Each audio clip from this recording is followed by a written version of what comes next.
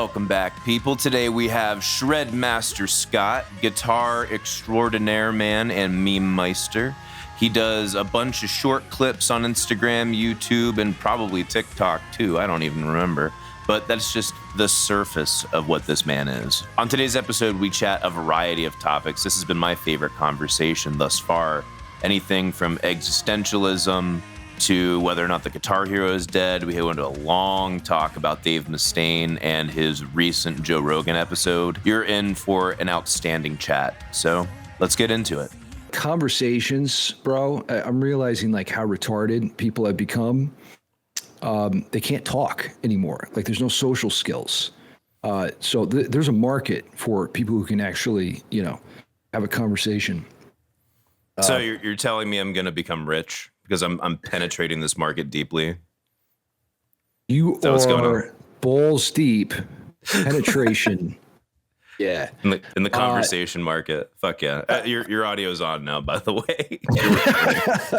Back to the audio fellatio then, huh? Oh. Yeah. For those of everyone who missed it, we were comparing mic sizes.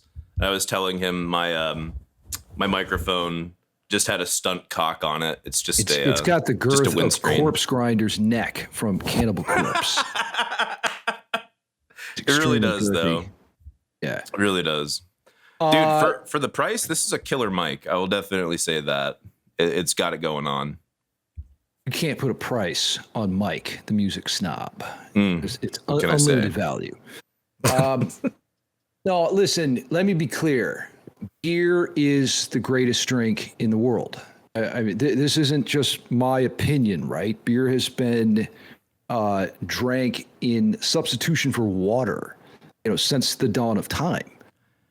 It was a lower alcohol content back then, about 2 to 3%. Now we're upwards of 6.66%. So it's a different drink. But they had to drink it because of, purification issues. They didn't want to get sick with the water and whatnot. Okay, I do remember that. Yes. Yeah. But, okay, so does that make it the superior alcoholic beverage, though? No, it's not that aspect. And I'm going to use some corroborative evidence here. Like, for me, the carbonation is extremely important, like the effervescence, bubbles. That really is something special. And you'll notice, I think there's been a rise in carbonated water sales recently. Dude, that's what I'm rocking right now. I mean, in addition to my whiskey. Yeah. Case in point. Love it. I'm drinking like a carbonated kombucha. This is called Hum. How do people drink kombucha? I don't get it. My ex loved it. And like, I'm not making fun or like talking shit. It's just so like, for lack of a better word, it tastes fucked. It tastes so fucked. You have to sell your soul to the devil, Mike, if you're going to drink kombucha. That's the secret. Haven't done that. So, meet me down at the Crossroads everything. Later tonight at midnight. I'll hook you up, bro. All right. We'll hit the four corners. It's our halfway point. Yeah. So I mean, carbonation is incredible. And even when I'm not drinking beer, I try to simulate that effect, that party in my mouth with carbonated water. Word. Okay. Yeah. So, I mean, it's a fair point. But then you have like the diversity of flavor and styles in beer. Okay, yeah, wine is good, but it's like the difference between a white and a red wine isn't nearly on the diversity range that stout to lager is. There's so much more in between. So I mean, like you can be drinking like smoked caramel coffee chocolate, all these kind of like roasted malt flavors that you get in a stout. And then next thing you know, a lot of times that's infusions though. And I feel like wine purists are not about infusions at all, where I feel like beer purists, I'll use that in quotes, are a lot more forgiving, of experimentation and trying different crazy wacky shit, which I personally think is cooler anyway. But I mean, for me, I'm just like, does it taste good or not? Like, I guess apart from like, don't poison me, don't put like cyanide in there. But in terms of like the purity of the process, I'm less concerned with that. It's kind of like, guitar players, right? Who are like, you can only practice on a clean channel. And if you're cheating, if you play with distortion and delay and reverb. Okay, that's just the worst. That is the worst lie. That is the absolute worst lie. It's an egregious fallacy. Yeah. And it gets you into trouble because you start to play this ego game where you're like, okay, and don't get it twisted, I'm guilty of this too. Where you're just like, hey, it doesn't count unless I'm making it as hard as possible for myself. Guess what? People don't want to listen to you practice. They want to be moved. They want to feel something to your music. And they really don't care how you get to that point. Except for, the trolls on the internet, right? I mean, and they're just trying to like take you down anyway. So you don't want to try to please those people. I mean, I would say most of Instagram guitar verse right now is just a fucking pissing contest anyway. So, I mean, there's that, but I wouldn't say that they're even that level of masturbatory practice habits. But like, as far as the whole, like, you have to practice on clean, otherwise it doesn't count type of thing. Like, even just from a practicality perspective, if you're not playing clean or you're not playing with just a hint of distortion, that is the world's worst advice, because the amount of muting that you have to do when your saturation is blown the fuck out is not the same as when it's clean. I mean, the distortion is going to help you cheat a little bit as far as getting away with notes that aren't played as loudly, volume wise, or I should say loudness wise, technically speaking. But it's not going to help you cheat if you accidentally bump a separate string or if one's ringing out. Whereas on a clean channel, you don't got to worry about that at all. You don't got to worry about that whatsoever. What you want to do is simulate the environment in which you're going to be performing, right? Yes. When it's actually time to go and to play, what are the variables of the environment? That's what you want to replicate. So, are you going to like be making the nether regions wet of women by, playing your guitar without any gain in this just brutal, dry I don't know. sound? I don't know if if we want to put out the situation in which you want to replicate that scenario on YouTube. Yeah. So, I mean, the point is, you want to sound good. And, yes. And if you're not feeling musical when you play, that's a loss. You want to be feeling it, because if you're not feeling it, other people don't feel it. Definitely agreed. That's actually one of the issues I'm running into right now with our latest single, Betrayal. I think the song is very musical and it's great, but me trying to play it, I'm not feeling it. I'm not feeling it when I play it, and it sucks. It sounds very good, and I'm trying to pour that whole essence into it, but man, like it doesn't feel great or as fun to play. You know what I mean? And did you write the song, or did somebody else write the song? Or no, I wrote most of it, musically speaking. Our vocalist wrote most of the top line, a lot of the lyrics. I helped in there a little bit. But like musically speaking, I would say I contributed hands down the most, and like sounds great. Also, our producer definitely came in, and we were already simplifying when we started that song, and he simplified another step down, which I think was actually helpful. But it's one thing to be like, oh, this is what sonically sounds the best. And it's another thing to be like, well, this is what feels satisfying when I play my guitar, Yeah. Well, what happens is there's this issue where you're trying to be commercially viable. You're trying to produce a product that people are going to buy, right? But then you're also trying to kind of push your own artistic development and technique. And this is kind of like being in a relationship with someone else. It's a push and pull, it's a compromise.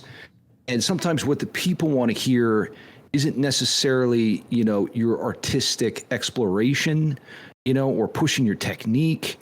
And so you kind of have to be like, listen, okay, this one's for me, and then the next one's for you. And it's a bit of a back and forth there. And depending on, your stylistic interest. This is a big struggle for me. If I was left to my own devices, wow, I would play some weird stuff. Right? Do it. I mean, just do it. You already have the Do following. it. Penetrate. Get in there. You already have the following. Fucking do it. Well, just let your mind orgasm into sound. Just need to do it. Unleash the beast, Mike. I need to eargasm my way through this issue. I'm not saying do it every single time, but at least give yourself the permission to do it at very least once. Like there's a bunch of my early singles on my channel that are just that. That wasn't like something I've been like crafting forever. It was like, okay, I need to release a video every week. I'm doing this in a week. And I just did it. I just got the shit out of my head and I got the emotions out. And some people love those songs for whatever reason. The production sucks ass. But some of the songs are pretty good, actually. Well, if you're feeling it, man, I mean, it's so powerful when you get in the zone, right? The level 9,000 zone when you're dialed in and everything's magic that's coming out of your fingers. You're like transported to a musical dimension, and you're just feeling each chord and interval. And that's a true expression of what's going on inside you. I think people sense that, right? They can feel what you feel. So, yes. Even if what you're playing is really weird and bizarre, there's going to be some small percentage of the population that resonates with your 666 frequency, or just whatever you happen to be tuned to. That was a random number that I threw out there, random number, completely arbitrary. Yeah. So this is a really delicate dance, I think, and it's a struggle. Like I'm trying to navigate that myself. Really you use dance as a metaphor. So part of dance, again, is making sure your partner's having a great time. But sometimes as the man, you have to let them know who the fuck you are and that this is how we're dancing right now. Not every time. Someone has to sometimes lead. Yeah, you got to fucking lead. Exactly. And that, I think that's a huge part of what helps your dance partner, the audience, fall in love with you. Now, it's a chance taker because it's also a make or break situation. So there's going to be some who fall off. But those who actually love what they see when you assert yourself are like, holy shit, I can't be without this person. And that's something that can't be taken for granted. Even a lot of pop artists, at least decades ago, not currently, they're fucking pussies, but decades ago, that was still a thing. Absolutely still a thing. That's why people fapped to Bowie. That's why people fapped to Pink Floyd. They were never afraid to assert themselves when they feel like they needed to assert themselves. Oh, man, those guys are brilliant artists. It really is something where they sort of took things artistically. I was listening to, Pink Floyd's, they basically did what is that Andrew Lloyd Webber, Phantom of the Opera? Fuck yeah. So that what's the name of that Pink Floyd song? Echoes, right? In Pompeii, so they have this gorgeous backdrop, very inspiring. And then they're just like on the very frontier of just pushing the envelope, and everyone was kind of on board. Or did it take time? What was the mood back in the 70s there in terms of receiving that music versus 10, 20, 30, 40 years later? Did it take some time for that to kind of sink in? Because they were really taking a risk and taking a chance. And of course, it paid off big time for them. Their label was also very willing to take a chance on them to do something like that. And I don't know if it's just a cultural shift to where back in the day labels were willing to take more chances on actual art and seeing where that went, as opposed to maybe it was just a zeitgeist of the time to get overly expressive and experimental, and that was the cool thing that sold. I don't know. I don't 100% know, but I definitely know that's very absent from today's music industry. Yeah, nowadays we have a different... Not the sidetrack. Sure. I mean, nowadays we have a whole different sort of ball game being played. You have YouTube and, if I put out a video where it's like, here's how to, make tone rows, which is this really obscure atonal concept, YouTube's going to be like, well, listen, this isn't Metallica, Shred. So we're going to kind of bury this. Don't get me started. Right? This isn't Metallica is just the bane of my existence. Well, it's the same concept. There's always been this consideration of the record label. They want something that's commercially viable, that's going to sell, right? It's a business they're trying to run. So it's a shark loan business. That's what it is. Sure, of course. But yes, it is a business. They want a return on their investment. Yeah. So, I mean, there is a market for obscure atonal music and sort of more adventurous stuff, but it's a smaller market. And the powers that be, of course, would rather you play it safe and talk about Dave Mustaine on Joe Rogan. They're counting on volume.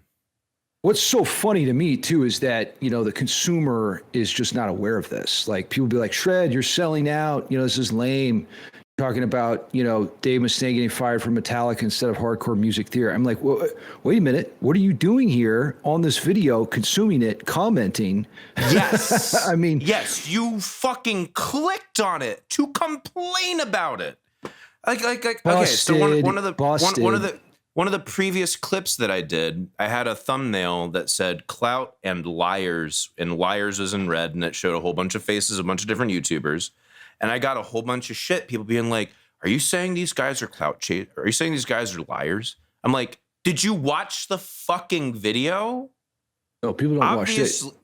Like, what's that? Well, they're looking at the headline. They're not consuming the content in detail. There's no, I mean, the attention span doesn't go past 4.20 seconds.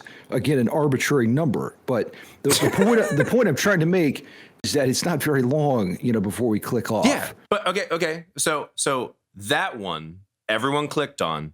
If not to like figure out what I was talking about, at very least to bitch about it. I released one 2 days later, same clip, same podcast, but we're talking about something exclusively positive that is a solution to many different problems in the world. It was about gratitude. Same conversation, same podcast, different clip. All of a sudden, no views. None. You got it. Yeah. That's not going to work. People don't want medicine without sugar. It's not going to work. It's not. Why? Tell my audience who are going to click on whatever this is, because I'm going to clickbait it. Tell them why it's not going to work. I want you to tell them for me. Tell them for me, Shred. I want to hear it. Here's the deal. When you give people medicine, it's got to be with sugar. If you ever saw Mary Poppins, absolutely. OG gangster, brilliant song. Mary Poppins. A spoonful of sugar helps the medicine go down. This is no joke. This is the way reality works, right? We're hyper-tuned to detect negative emotion, right? YouTube is massively heading in the direction of the tabloid headline, right? Clickbait. You're not going to get views if you don't use clickbait. But then, of course, once you bait people, they're going to complain about it. So there is no win here. It's just that's the way the game is played. Really quick to interrupt. It's a secular thing. It's partly because the algorithm makers have figured out people respond more to things that make them angry or that are more scandalous. But then it's also the fact that audience behavior has reinforced that. So that's what the algorithm's going to send out. But sorry, letting you continue. Yeah, no, I mean, you also need substantive information, once you click on a video. And I think if you're able to get people in the door and you actually have some genuine, real value, they're going to love you for that. Right. And it's going to be a good thing. It's just sometimes it's hard to sit down and practice. But once you do it, you're like, damn, that was great. I never go to the gym and I'm like, shit, why did I do that? That was a waste of time. I need to clickbait myself back to the gym is what I got to do. That's what I fucking need, dude. Yeah. Right. I mean, the good things in life it's difficult. It's suffering, pain, challenge, the hero's journey. All of these things are hard, but they have a rich reward at the end. Back in black. I hit the sound. We are held captive to certain tactics because of human behavior, and I do hate it because part of what the YouTube and social media algorithms do is train us to use these very psychologically exploitative tactics, and I really wish it wasn't the case, but that's just the nature of competition in general. Is someone's going to find an exploit, and then you have to find out how to keep up with them. Otherwise, they're going to hoard all of the resources. And in this case, it's clicks and attention. But I wish there was some other way. I really do. And I feel like there probably is, that it's just been unexplored at this point. I'm not sure, man. I'm not sure. There is no other way, as far as I know. Shred's Law number 2 states that the more you understand reality, the better you interface with it. For example, gravity is a law of the universe, right? Now, we can pretend that gravity doesn't exist. We can drink some Angel's Envy and shred some guitar licks and then jump off a cliff thinking, my chops will save me. My chops will save me. The reality is, if you had Lemmy's chops, you'll get enough wind resistance. You won't quite die. Okay, you might be okay with Lemmy's chops, but after all, he is God, so he can fly. Dude, that's an exception. That's an exception to the rule. But your audience will thank me for setting you up for that beautiful meme. This is great. Yeah, you did set me up there. Listen, human beings are what they are. What we want to do is procreate. I'm going to use nice words. We want to procreate sleep. their minds. We want to eat. Oh, you mean in general? Sorry. Okay, gotcha. I mean, talking about this. Yeah. And you can't change that. That is immutable. To use a big fancy word, that just means you can't change it, right? So it's the only option you have is to work within the confines of reality, and that's why I say the Mary Poppins strategy is your best chance. For now, I definitely agree. But there's another nuance. Give them some poison, but then also give them the good stuff too. There's more nuance to it, because we can't say gravity doesn't exist, because regardless of whether or not we believe gravity exists, it's going to act upon us. But that's assuming that we have a full understanding of what gravity is, and we know based upon Einstein's work that we did not have a proper understanding just based upon Newtonian physics and everything. So there's always more to uncover, discover, and learn about facets that we think are absolutes. And I think that definitely the human mind is one that has not been remotely close to unlocked yet. Thank God, because the moment that it is, I'm positive sociopaths will exploit it. But I think that there's a more nuanced answer. But for people who have to immediately get results like you and I, we have to work within those confines. I definitely agree with that. I'm just not quite so absolutist in that regard. Still fully falling in line with Shred's Law number 2. Still fully falling in line with that. Yeah, I mean, listen, it's not all bad. You know, I'm not trying to paint like a doom and gloom picture of reality here. You're not black pill. Yeah. I'm not black pilling up in this bitch, bro. I think it's the best way. You know, I'm trying to take the red pill, as long as we're talking about pills. Yeah, let's go red pill. Use the Matrix analogies, right? Yeah, that's what we're talking about, the Matrix. Morpheus, yeah. If I don't know how many people in Gen Z have seen the Matrix. I think quite a few. You know, it seems to be one of those cultural elements that's transcended generations. But you have a choice. You can take the red pill on the one hand, which will open your eyes to the nature of reality, or option B, take the blue pill and live in ignorance. That's a blue screen, though, isn't it? What? On your left-hand side? No, that's a moving blanket. That's in order to that's my blackout curtain. There's a giant bay window over there. That's the only way I can get proper lighting control, which even still isn't mega helpful to my terrible ass on getting proper camera stuff. I've only recently been getting camera capture that I'm like, oh, okay, this is actually looking like pretty nice now. I know you realize like you really do need like a professional studio to get like really good results, right? I'm so well aware, and the combination of money has been keeping me from that. yeah. But listen, you know, my only point is I want people to get results. I want Mike to get results. I want Shred to get results. You know, I would love to see like my followers become the next Riff Lord, the next Tony Iommi, the next Randy Rhoads, if there is such a thing. But you have to understand the way the game works, right? You're like the next Riff Lords, the next Tony Iommi, the next Randy Rhoads, if there is such a thing. I mean, going back to doom and gloom, Tony. bro. Yeah, going back to doom and gloom. Is the Guitar Hero dead?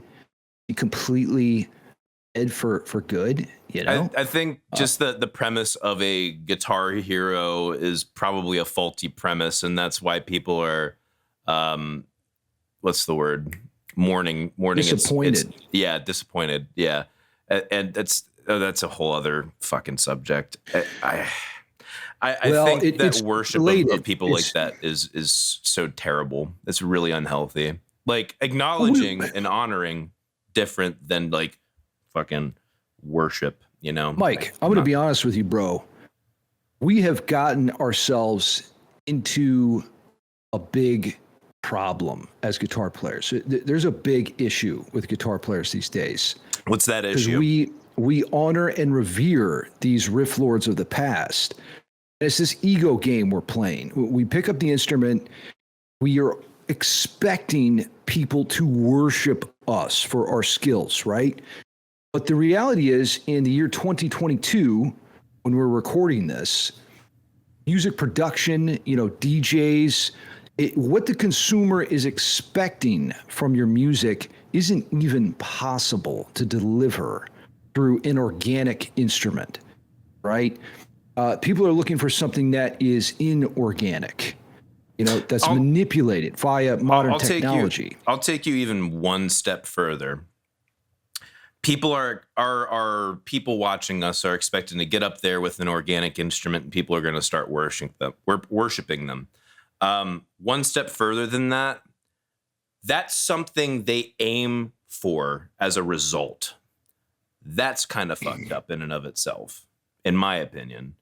If you're chasing it for the sake of having people bow before you, that's probably not the most moral. This is another tragic reality. It comes back to Shred's Law number 1, which is that humans prioritize self-interest, right? So what we do is make decisions based on getting the best outcomes for ourselves. What's going to make us the most money? What's going to achieve the highest level of social status for ourselves and the ones that are close to us?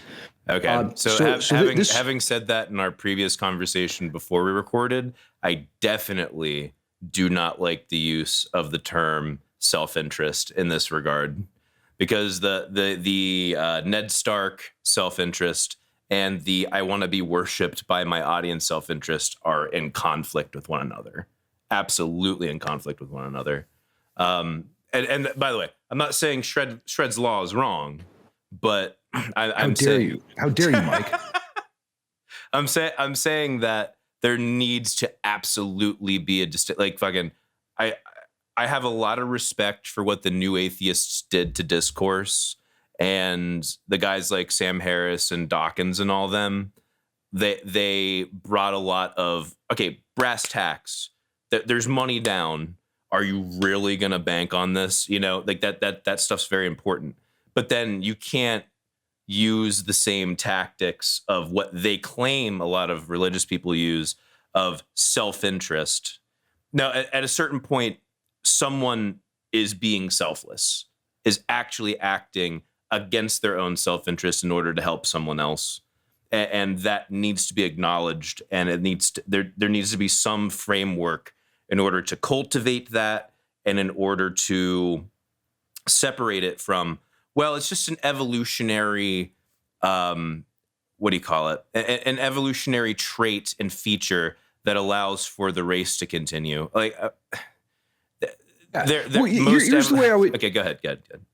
Here's the way I would break it down. There's an immature way to approach your self-interest, which is more short-sighted in nature. And then there's a long-term, more mature way to conceive of it. The Ned Stark way is the latter, right? He's thinking about his reputation, his legacy. How is he going to be remembered? Well, now, the short-sighted guy... You could argue that he holds a certain level of spirituality with honor and duty, and his self-interest is to abide with those spiritual concepts. You could argue that. I'll make your argument for you in that sense. Sure. And so what I would vouch for is say, listen, there is a more enlightened kind of self-interest that lifts all boats in the tide. Hell yeah. How can we come to terms? Really, what separates the human species, Homo sapiens, from other mammals is that we're able to collaborate and coordinate our efforts. So if we can figure out how to unify our self-interest, that's not an absolute then statement. we all win. That's not an absolute statement, but I'll allow you to keep going. Of course, I mean, if you look at like dolphins, they coordinate, orcas coordinate. Primates, pigs, dogs, like there's a number of them. 100%. But on the level that human beings do it, obviously, we're unparalleled.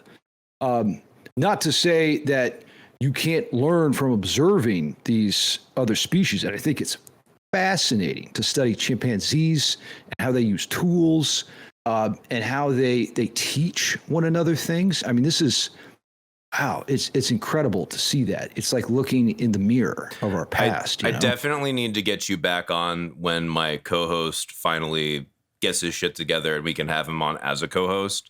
Hopefully by that time we could also have you come in person. That'd be amazing. But who's your co-host? Casey Sable. He produced our last single. He's a very good friend of mine. And I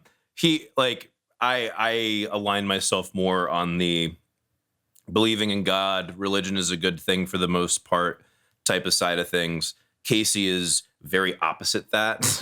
But he and I agree on a lot and we disagree on a lot, but we're also like very good friends. And that's also why I think he would make an amazing co-host for the podcast.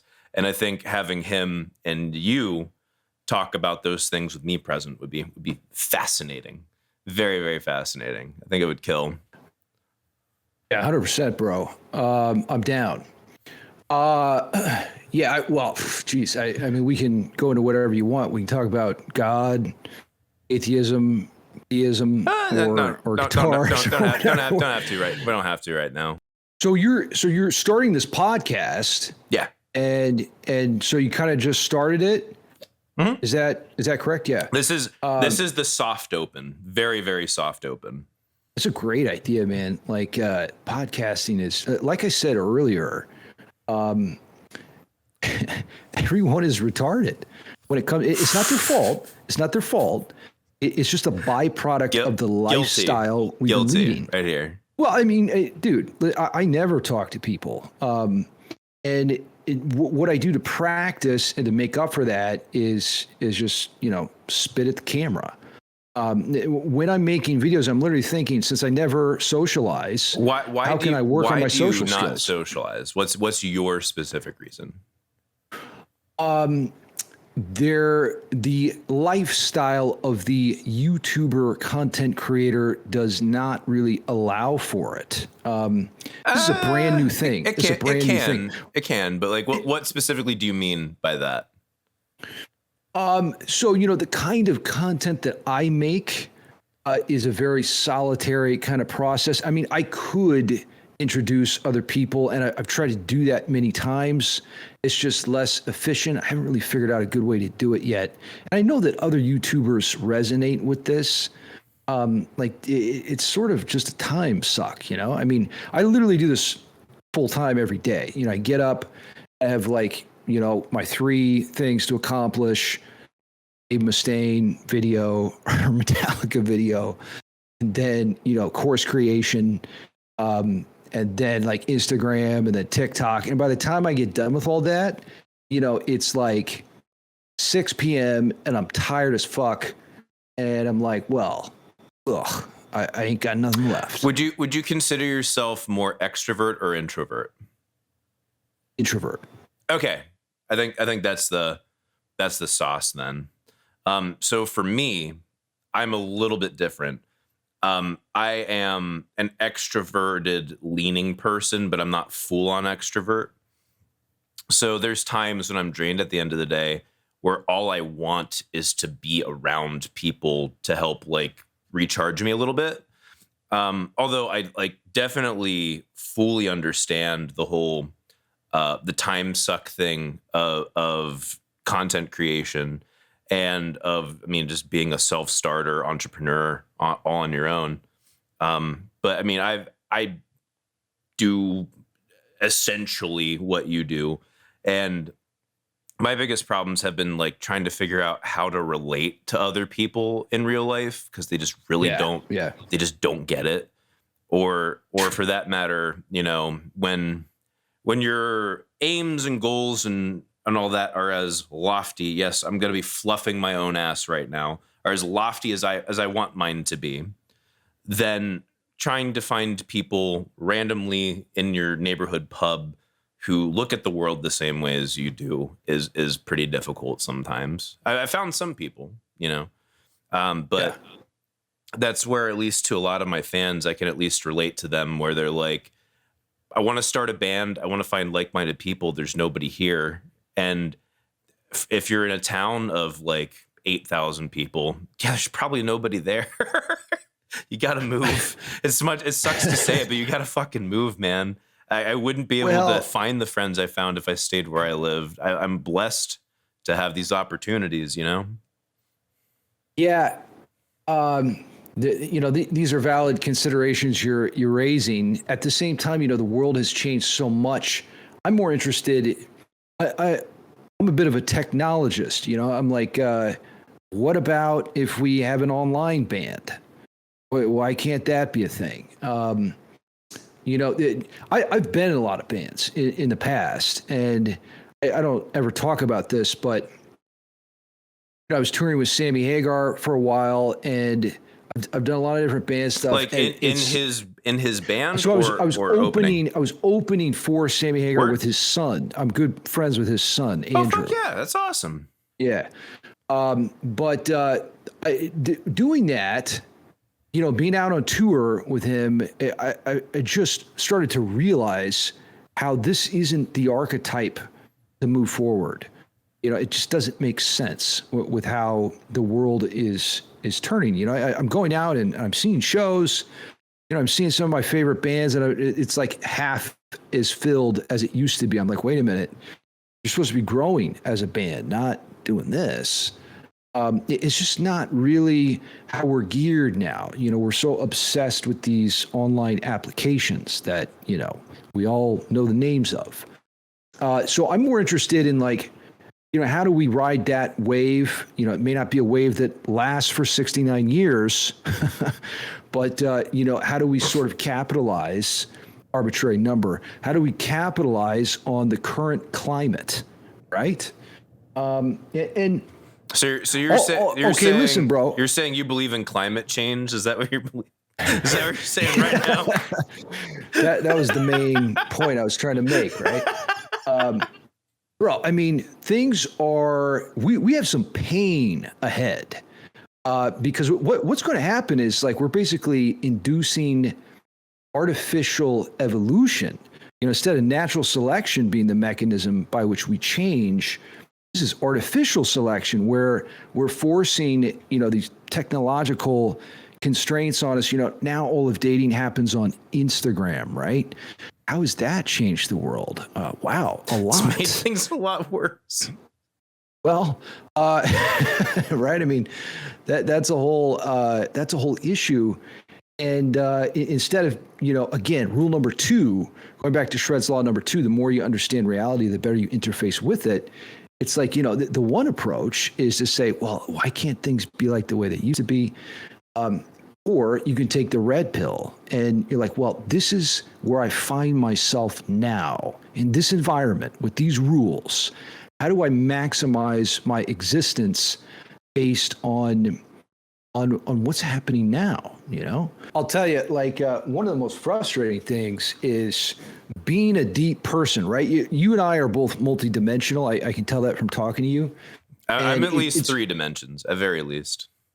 Yeah, and there's 4, 5, 6.9, if you eventually get up to it. But it's like, you can't put all those things together in one brand. It's like you need a separate channel for each one, and that's just like too much time in the day. You're one person. What are you going to do? That's one of the biggest reasons why I started doing this podcast thing. There's way too many dimensions.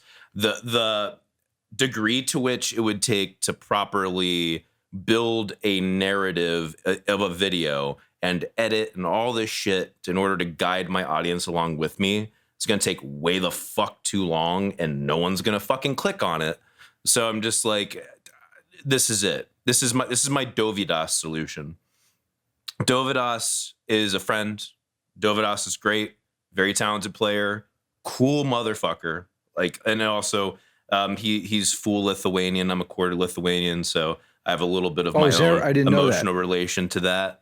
But he does the Rambo on the minigun and the helicopter solution to content. He's just like, fuck it, all of the content. You will eat the fucking content, and it works. Damn. It definitely fucking works. I mean, also part of that has to do with the quality, but part of that also has to do with not over worrying about shit and getting anxious over every detail. And just doing what you love and allowing people to see that. It's a huge part of it. This goes back to what we were talking about earlier. What is the essence of value? I've been studying economics a lot, and I've also been studying ancient history. So you're admitting that you're a Nazi sympathizer. What? I'm joking. Most people who study economics happen to not be of the specific political mind, and because you're not of that specific political mind, ergo you must be a Nazi sympathizer. Oh, I see. Okay. I was making a joke. Perfectly rational, yeah. I mean, no, where was I going with that point? Sorry. I'm trying to figure out the essence of value. What is the essence of value? And here's the answer. It's what the person perceives, the individual perceives. Well, I've been thinking about this for like literally 69 hours per day. And really what it is the C word. You've been overclocking these 69 hours, dude. Holy shit. Well, it's an Einstein time warp. That's his special theory of relativity, not the general theory. You manipulated gravity in order to get a few more hours out of the day. Exactly. But the C word, the double C word is what I'm going to call this. And that is charismatic communication. Personality. If you have something to say and you're an interesting person, you can say it in an informative and educational manner, bingo, that's the formula. So if you can just get in front of a microphone and literally spit about, whatever it is you're passionate about, teach people a little something and be interesting. That's why the podcast format is so important, right? Okay, you're speaking directly about information or entertainment. That's specifically what you're speaking towards. Well, I'm talking about how do we solve this problem, Mike? How do we solve this problem of being, multidimensional and having all these things that we want to do in a limited amount of time? Like I love music and I love guitar and I love music theory, but that's just one aspect of me, and it takes so much of my time to produce those videos, right? So it's like, how can I be more efficient in my limited amount of time available? It's an unrenewable resource, time. How do I share that with the world? That is the most valuable of resources is your time. And most people never figure it out. And then all of a sudden, time's up, you're done. Yeah. Right? The void. So the void. Straight into the void. All 9,000 miles of it. That's where we derived our WAP juice. I mean, can't talk shit on the void. I mean, listen, like I sympathize with nihilism to an extent, but like, so you're not nihilist. Well, I mean, I'll tell you what, brother. Like I've gone through quite a journey. I grew up in like a really extreme like Christian household. Like really? Very, very, very, very right wing, super Christian household.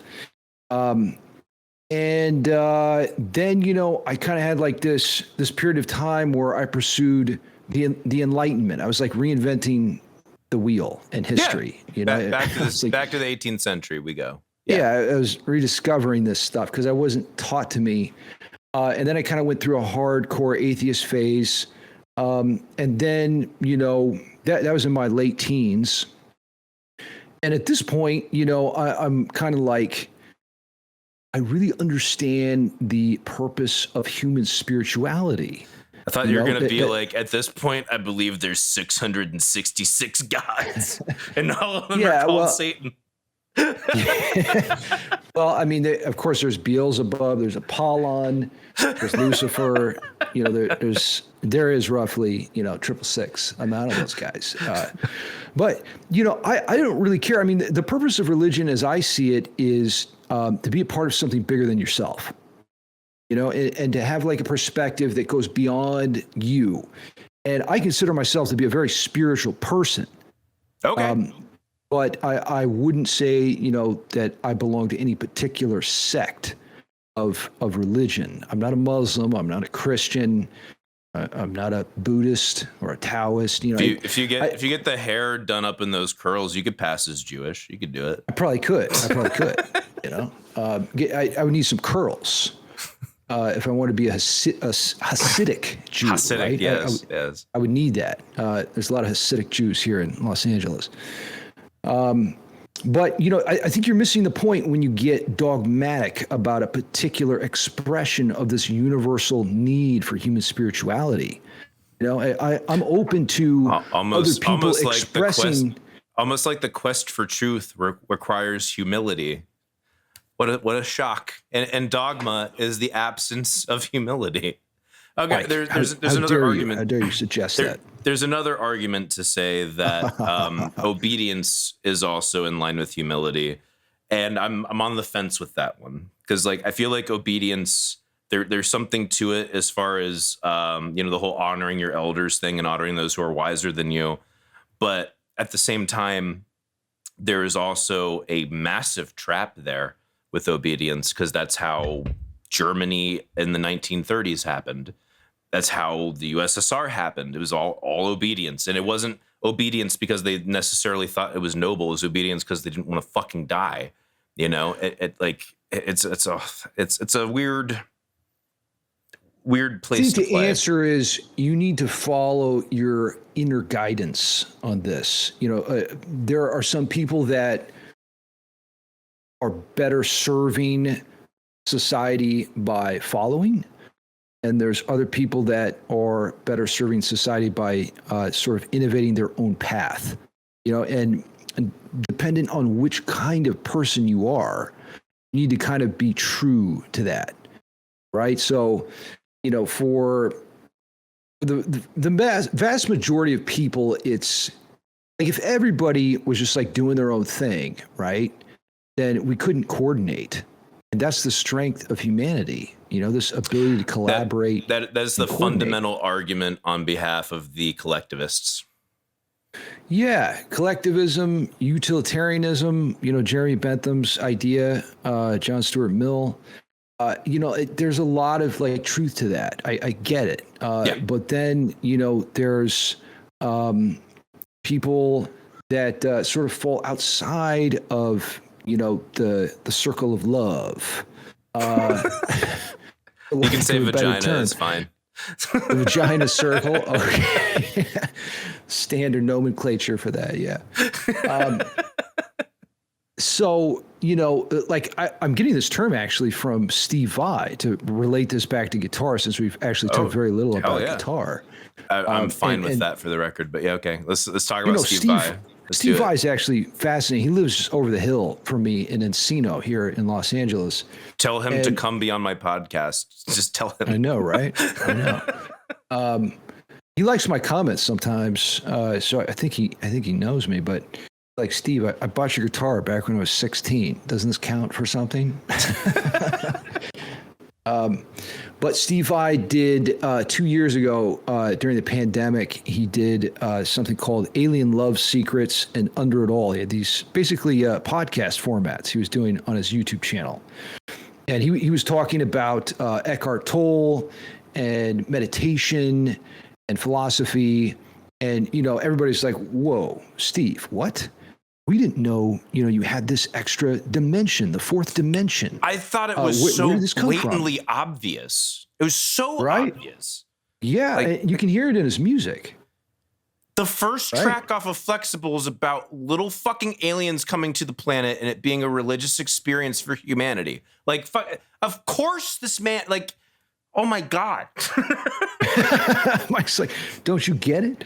Well, he didn't have the mediums like we have today to express, this extra dimension of his character. So he had this concept about your inner guidance, and it really hit me. Like, I remember watching it and just being like floored into, parallel dimension 420.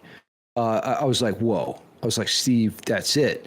Because basically what he was saying was that intuition you have inside you that tells you to do something, that's correct. Follow that. And my entire life, I've been told that's wrong. Don't follow that. Right. I think a lot of people are told that. That's a really tough square to circle for me, honestly. I know what you're saying. It's very easy to be like, go with your instincts. Your instincts are probably correct.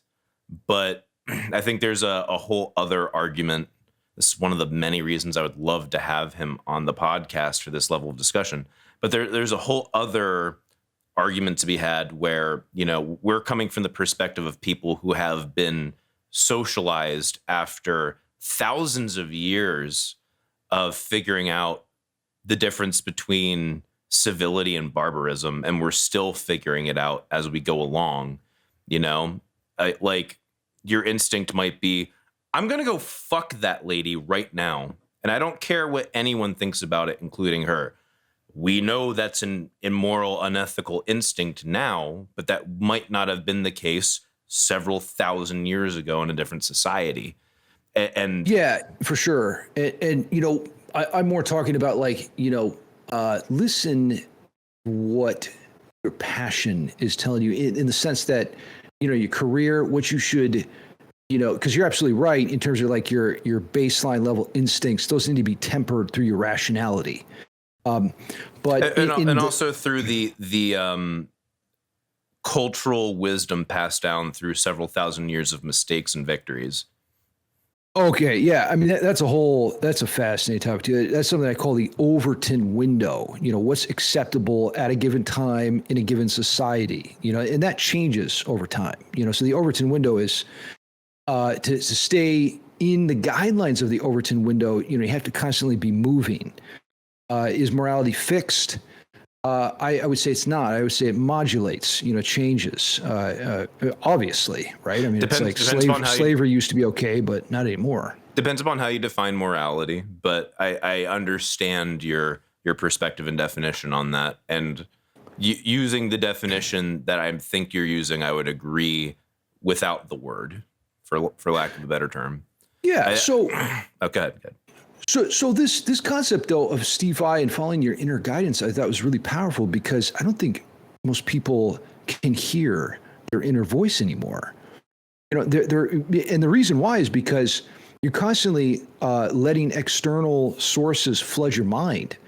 Distractions. It's all distractions. Yeah, the second you turn off that tap, and so what happened to me recently was kind of traumatic. Like I went through this crazy back injury. I was swimming in the ocean and the shark attacked me, got my back, chopped me up real good. 666 holes on your back. It's like, oh, yeah, this is so epic, but also painful. Teeth marks.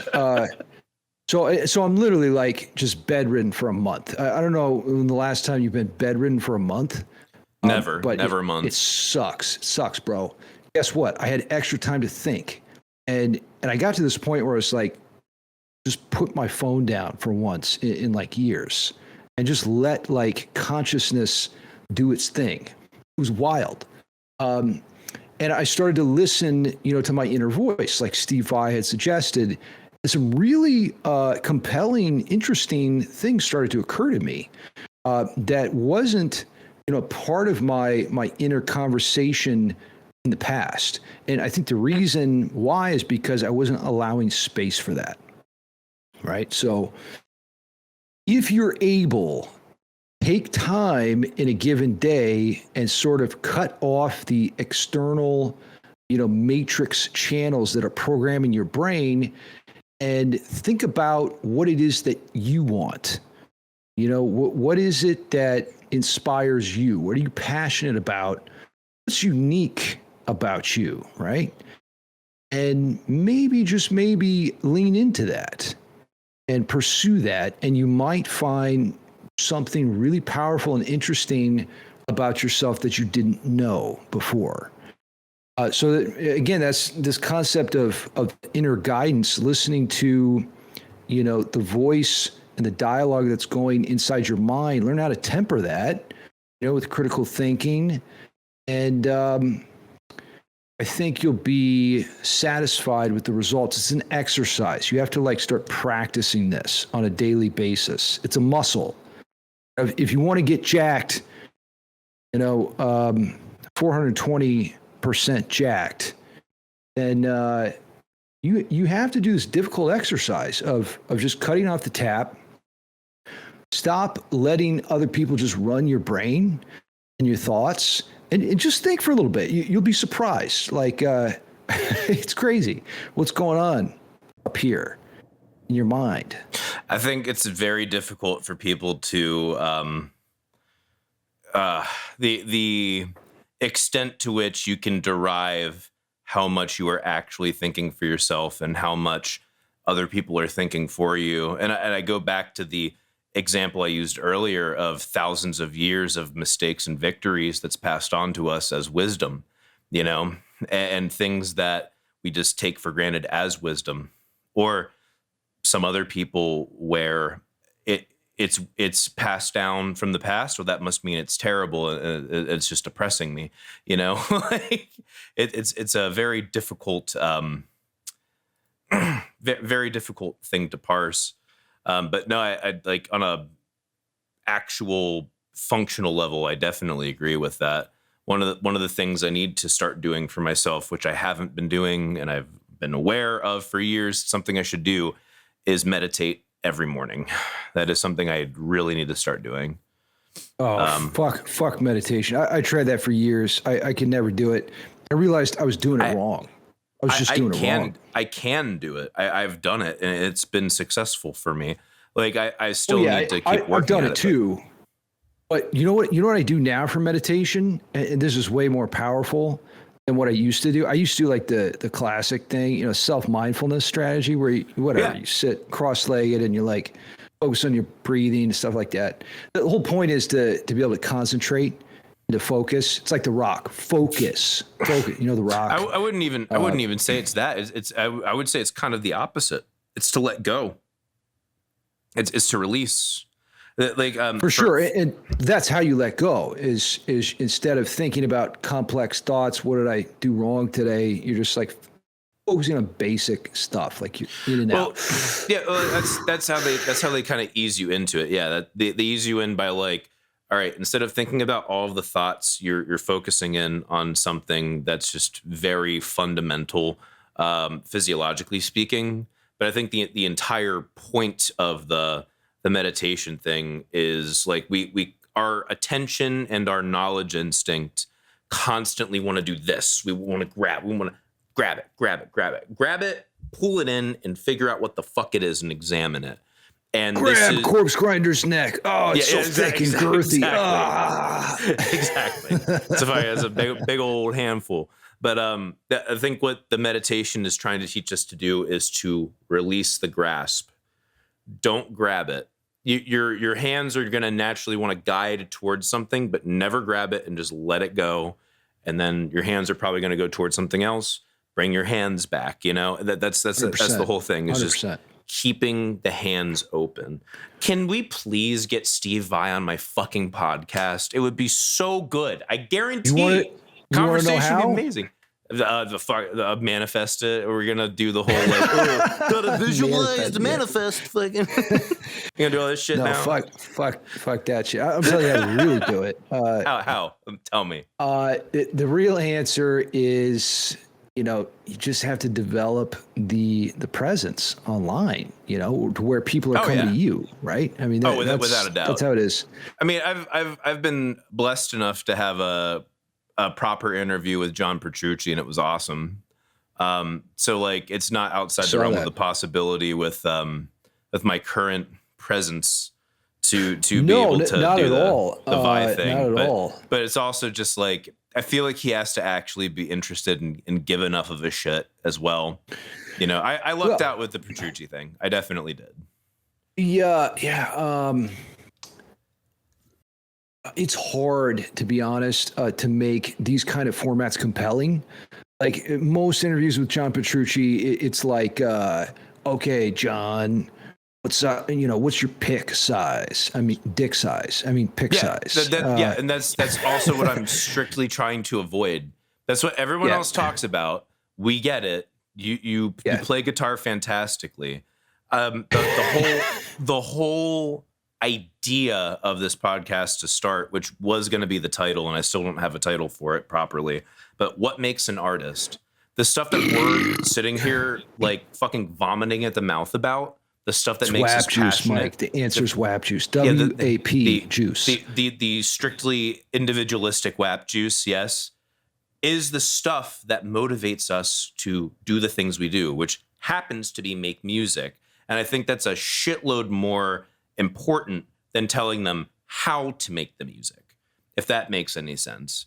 What inspiration are you pulling from fundamentally that's guiding you?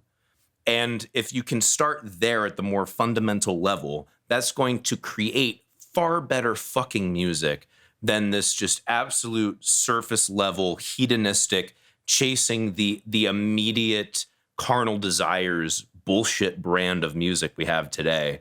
So fucking awful. It's horrendous, I would argue. Oh, the H word. Well, I mean, like, I would say it starts with kind of what we've been talking about, being able to meditate and sort of listen to your inner voice, because, everybody's unique. Everybody has like their own, like in the very literal sense, your genetic code isn't the same as other people. It gives you a different perspective. So when you sit down with your guitar, like how can you, transport yourself to realm 666, right? And just get in this different headspace where it's like all of a sudden, this is unique to you, what you're doing right now. I have like my own tricks for doing that. I try to share them with other people, but very difficult, Mike. It's very difficult. It's such an individual experience. It is such an individual. Like, if there was one thing I wish I could sell as a course, it would be that, because I know how to do it for me. I can't explain how to do it for someone else. How do you do it for you? How do I do it for me?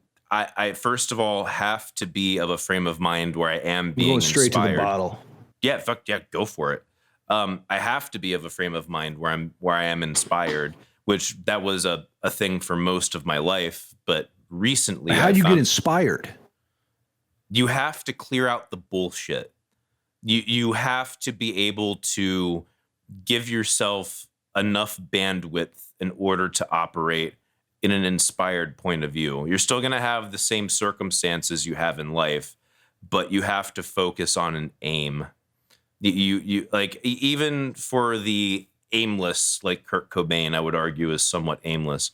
His aim was to make music, and it really was for him. It wasn't just something he verbalized or something deep down he just kind of wanted to do, but didn't know how to go about doing it. He wanted it deep bad down enough. in He his just, nether regions. yeah, like at some point he just did it because it was erupting from him. He didn't have a choice. And that's where I would say you have to have that level of your direction is erupting from you. You don't have a choice. You are going to do something, and that's where you derive inspiration from. From there, you go forward, and then you harness the inspiration. The inspiration is like an untamable chaos that blows forth from you, and you have to learn how to pull the fucking chaos in and turn it into something that's actually helpful. This Now you're talking. Give it to me. This huge energy that just wants to go everywhere, and you need to direct it in a very positive direction. Like that. Yeah. This sums up the whole bit. Yeah.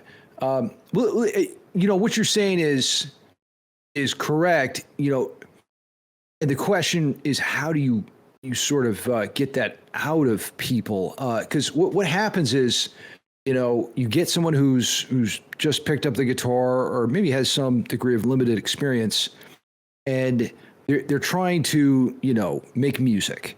But what happens is, they have this idea. They have this idea, right, up here. Arbitrary use of this particular digit, yeah. But again, and how to get that out of your mind. Like, you may, let's say, sometimes this happens to me. I'll like wake up in the morning when you're in like that REM dream state, and I'll be like, oh man, I got a good idea for something, right? But then the question is, do you have the knowledge to articulate that? And a lot of people don't. Like, they sort of, have a loose sketch of what they want it to sound like, but they don't actually have the tools to manifest. I know exactly creative what you vision, mean. Right? So how do we put wheels on your creative visions? How do we connect the wheel to the engine? How do we connect the wheel to the engine? Fuck yeah. Yeah. Said something earlier that I forgot what it was, but you need to have like a practical way to execute and a direction. You were talking about like you have to have a direction when you're playing, and I think that's absolutely correct. Like, if you just sit down and let me just say it like this: limitations are liberating. Double L's, L and L. Because if you just give yourself all the possibilities in the world, okay, well, that's roughly, what is that? Let's calculate, 420666669, right? That's a lot. So how do you kind of like narrow things down so that you're able to practically execute something, right? In my view, the answer is, one, what you're saying, which is this environment you're creating where you're exploring and you feel creative and inspired, And that's going to vary from the individual. It might be a 420 experience, some booze or whatever, who knows. But then, both of those have been very helpful for me in the past, for the record. Like I'm not going to shit on those at all. Agreed. But then, it doesn't do you any good if you don't have like the knowledge to articulate what you're hearing in your mind. So that's where, for me, music theory comes into play. The knowledge and the focus. I would say both of those. And yes, 1,000% the music theory is helpful. I can't tell you, like I've written so much music this year. It's insane. Like I literally can't, it's just like this diarrhea tap that is just flowing out of me. And it's just like, because of all the teaching I'm doing, I'm talking about particular concepts and theory. They're incredibly inspiring. Like if you sit down and study counterpoint, and Lord Bach, like that shit gets me aroused. I become aroused. And like what he's doing in his music. That's gonna be my short clip. That's gonna be it right there. Let's get Shred canceled. Let's start a campaign. So this year especially, I mean, I've always known this, but I was just always kind of a bitch in terms of going, balls deep into the strategy. I really started to realize that the formula for creativity is very specific for me. It is knowledge plus exploration. And you were talking about the exploration part, at least the way that I was interpreting what you're talking about. I wasn't even getting from what I was telling you as far as like what does the process look like to me. I was talking about before we ever start making music, just getting in the right headset, like the right frame of mind. That inspiration needs to be leaping out of you. It needs to make you move constantly, and that's where you have to pull it back in. When it comes to the actual practice of like making art, that's different thing completely. But yeah, it's not just endless exploration. Sorry, definitely not that. For me, it's a process. Like it starts with a seed. I ejaculate this seed, right? This creative concept. And with my own personal experience, it starts with two things. One, a concept in music theory, and then two, an aspect of guitar technique. So, man, we're getting really nerdy now. Like, we probably only got 6.9 people checking this shit out. But I'm telling you, this is where it's at right here. This is how, you get the goods out of yourself. So, because here's the thing, like, over the past 666 million years, however long we've been in existence, there's a lot that's happened. And you don't know it all. So my view is that take advantage of what other people have learned to save yourself time, right? So knowledge is really important. So take a concept like counterpoint, the C word. I don't know if you can see, I'm wearing my C word shirt right now. Word, fuck yeah. So like, gorgeous. All it is, I'd fuck you. Damn, bro. So, but seriously, like, this starts the creative seed of inspiration for me. So I start moving voices around, maybe within a particular scale, like the Hungarian minor scale always makes me very hungry for pizza or burgers, tacos, not pink tacos. Don't get it twisted. I have a hunger for that from time to time. Okay, maybe sometimes. But these are creative intuition pumps. So what they do is, instead of like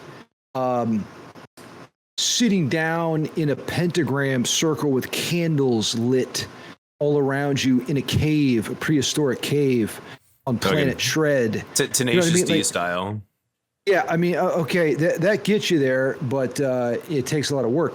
Here's a faster road to that. Start with a concept that is age old, that many composers have penetrated and explored. No, you mean an archetype? An archetype, sure. Yeah. And then this rises ideas in your consciousness that don't come up otherwise. For me, like I didn't know, how to move voices like Bach until I studied it. Like it didn't just occur to me. So this puts you ahead, of the game a little bit, in terms of pumping your own intuition. And then, like I said, what I do is I take a particular guitar technique. It could be riffs, licks, sweep picking, God forbid, if I want a clean house. Maybe it's springtime. I don't know. It's time to get the sweeps out. Yeah. Yeah. It doesn't matter. It's just, these are all means to an end. Who cares? It's the end product that we're all interested in. So that's, that's, if I may pause you really quick, that's also where I started my discussion with just the frame of mind to be in first, because I am blessed enough to have moments of ideation. For those who aren't familiar, ideation is where you actually have a specific sound in your head. If you hear a song enough, sometimes you can ideate the song in your head and you can hear it almost as if you're listening to it for real in real life. For those of us who are blessed enough to be music creatives, sometimes that manifests as I'm ideating something I've never heard before and it sounds fucking incredible. And it's touching you, it's really hitting you. Out in your nether regions? In every single region, everyone, it just completes you, So in that sense, I mean, that's not the only way to write music, not by a long shot, but in some sense that to me is where you start, is at least having the ability to just manifest from your mind just something that really ticks with you. It doesn't have to be a full ideation. Sometimes it's as simple as leaving yourself open enough to where you're on the guitar and you're fucking off, and then the moment happens where you play something different and you're just like, oh, that's it. So I think hear that kind of, I mean, how long have you been playing guitar for? Right? Like maybe quarter century? Long time, maybe. Getting there. Yeah. I think it's over 20 years. Oh, depends on where we're grading from, but I got my first guitar about 20 years ago. So you're a highly experienced axe grinder, right? And not everyone has all of that, 69 hours per day logged practice time. And I think at the point where you've been playing for a quarter century, it's almost like the guitar is an extension of you. It's like there's certain things that it's another organ of your body. It's just like that's the biggest thing I learned from Steve Vai was that was not an instrument. That was just another part of him, So yeah, I fully agree. Yeah, you need to learn that level of understanding if that's how you're choosing to write. I'll say that too. What I'm wondering if there's a faster, more direct way to that, because I get a lot of frustration from, the people that watch my videos. And of course, a part of that is their fault. It's your fault. It's your fault. Faster, more direct way right here. Big old cup of WAP juice. I am not saying that young people should drink. Fucking, what's the word? Not full disclosure. What's the other word? A disclaimer. That's the word. Disclaimer. 69 level disclaimer. People underneath 21 should not consume alcohol or marijuana. We were talking about accessing accessing it quicker. I do legitimately believe those things can help, but I don't think it's the end all be all. I think it's a chemical shortcut to things we could probably do naturally, just through behavior or through exercises of some sort. Honestly, I'm not sure what that is yet, but. Well, yeah, I mean, like I said, for me, like I think I've like really figured out, because the amount of music I'm writing at this point is obscene. Like I just can't. Like I'm like, stop it, brain, stop. Like I need a rest. I need a break.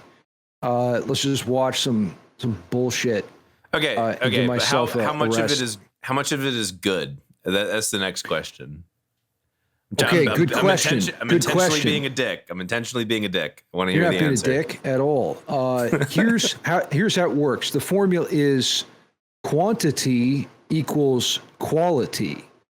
Right? So the more you produce, the better you get at making whatever it is that you're producing, right? So I'm not saying what I'm doing is game changing, but what I am saying is that it's a path to improvement for sure, right? So it's very easy to get stuck in this trap where you're like, okay, I'm not going to release something on the internet because it doesn't achieve the standards in my mind. Like this is tough. Like I'm not going to tell this guy's name, but the other day I got a message from a patron.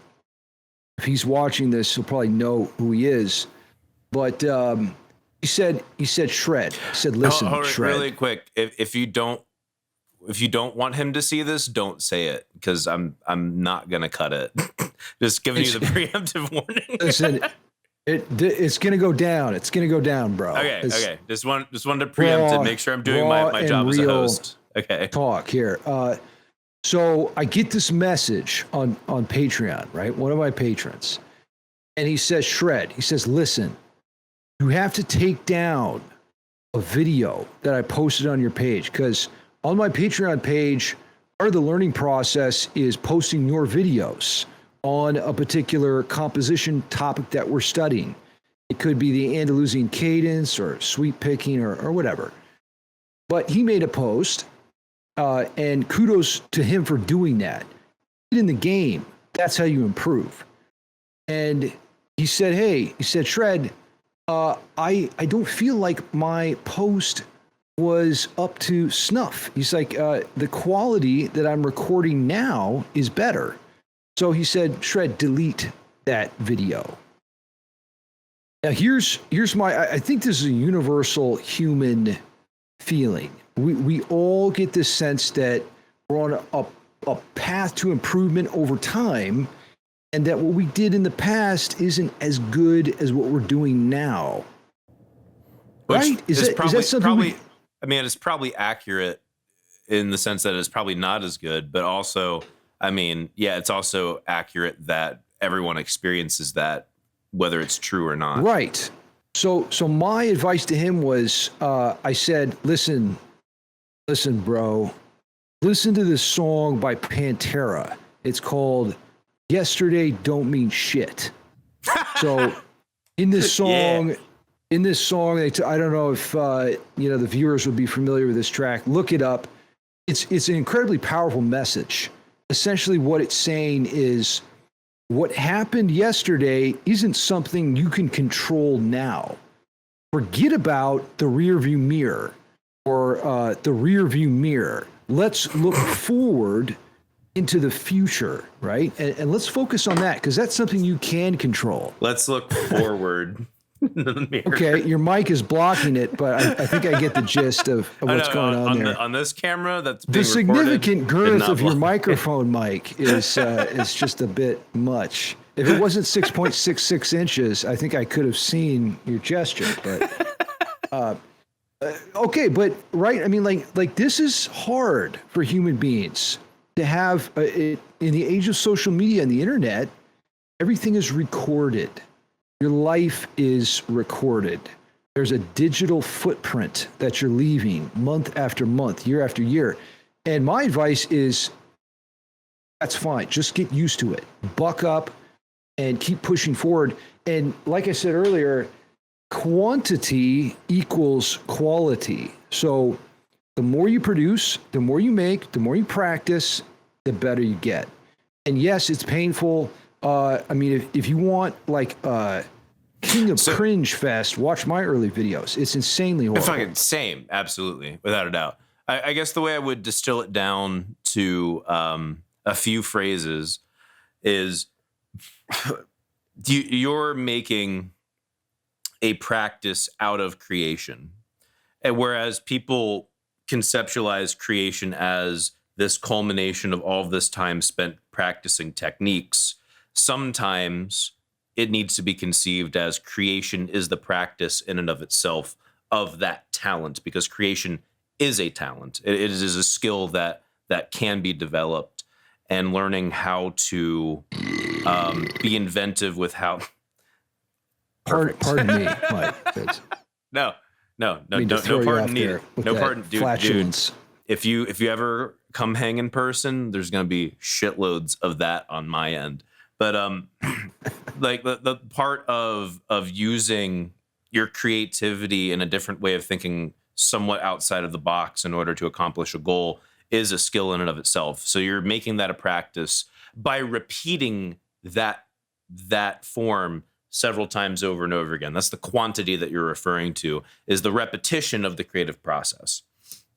And and also playing a numbers game. Eventually it's going to yield something fabulous. Yeah, exactly. It's like, if you don't take any swings, you're never going to hit one over the fence, bro.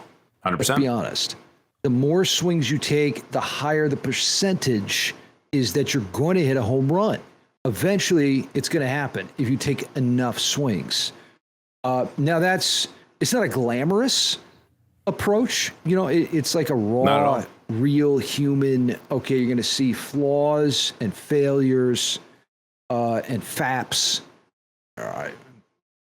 Maybe not faps, but you're going to see. I don't know. I feel like that was still very accurate in the age of the internet, where there's this certain level of self-indulgence and self-aggrandizing. Yeah, there's definitely a certain level of faps. Listen, man, like, if you want to get to level 9,000, you're going to have to fall on your face. Like, yeah. I don't know how many people are willing to do that. I would even say, beyond fall on your face, you're going to have to get hurt. It's going to have to hurt. Plain and simple. There's no person that's perfect, and there is always going to be a certain amount of fuck, ouch, that was a mistake. We're going to have to do things differently from now on. You can't learn otherwise, man. You can't. Yeah, that's 100% true. Now, the question is, you who are watching, are you willing to take that risk to achieve the reward? Yes. Now, that's up to you to decide. It's up to you. But I'll hit you with some realities. You don't have forever, to achieve what you want. So you are going to have to make a decision.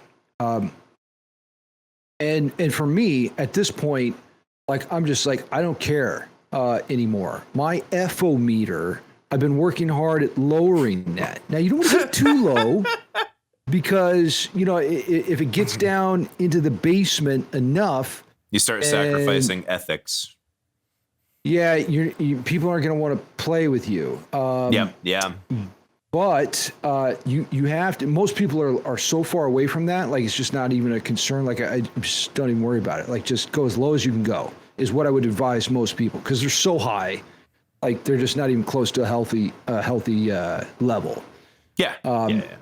So if you want to actually improve, going to the gym is a good sort of way to think about it. When you get in the gym and you get behind the bench press, the greatest lift of all time for men, right? You're not going to just put 4 plates on and start crushing it. Well, I mean, you could try that, but you will be crushed. You're going to be crushed. You're going to end up in the hospital. Destroyed. Yeah. So you need to understand that it's a sequential, stepwise process. progressive overload. You know, every week you do a little bit more, a little bit more. I came a little bit when you said progressive. I'm just saying. Yeah, it's the same thing with guitar. It's the same thing with the guitar, right? You know, I know Mike, the music snob, Become the Night, is a fan of John Petrucci, right, from Dream Theater. Fabulous and he's man. He's an avid weightlifter, and he often draws these kind of parallels. So it's up to you, man. Like, I'm going to be honest with you, Mike. Can I be honest for a minute? For the first time, yes, you may be honest. All right. Here's the reality. Most people aren't willing to make this sacrifice.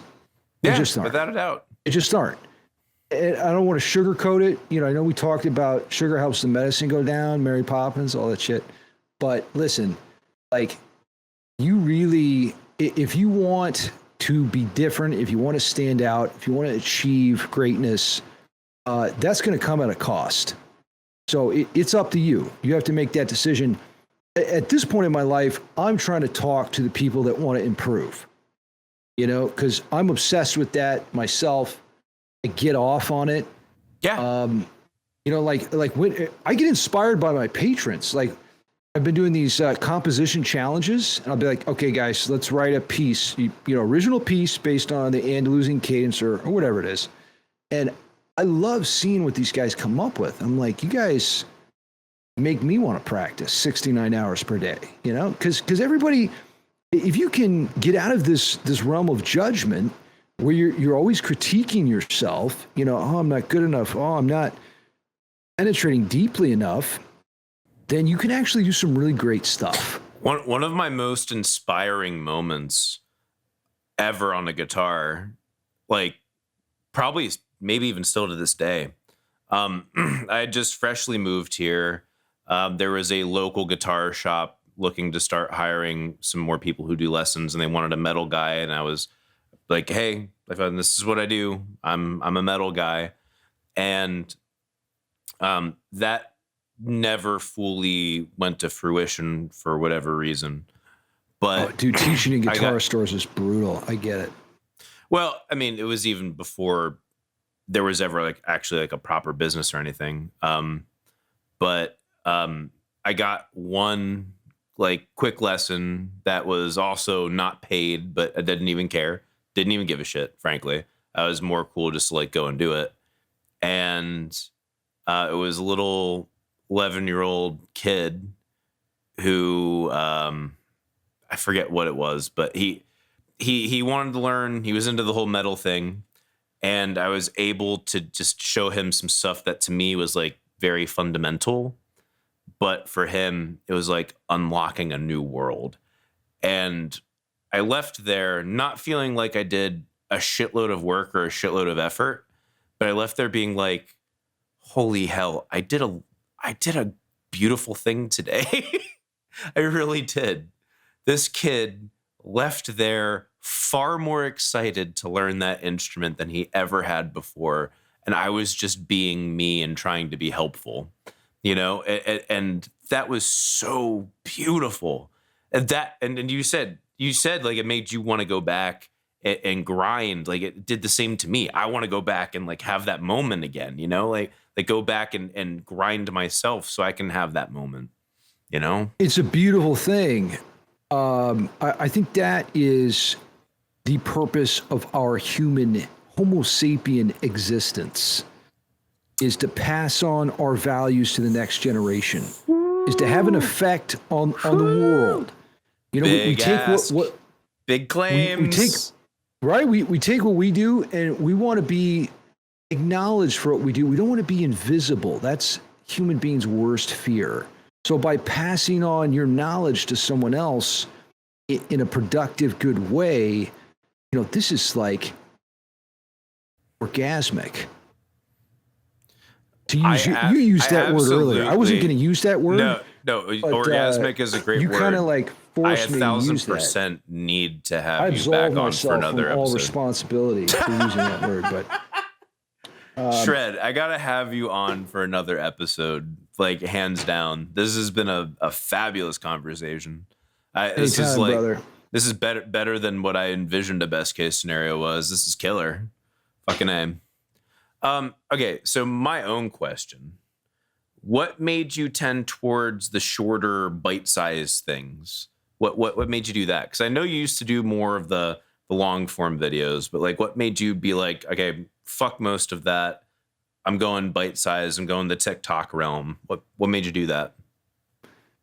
The answer is the internet. It has to do with Shred's Law number 2, which we talked about earlier. You know, the more you understand reality, the better you interface with it. What happened in 2021, the year 2020, that was last year, to this year is 2022.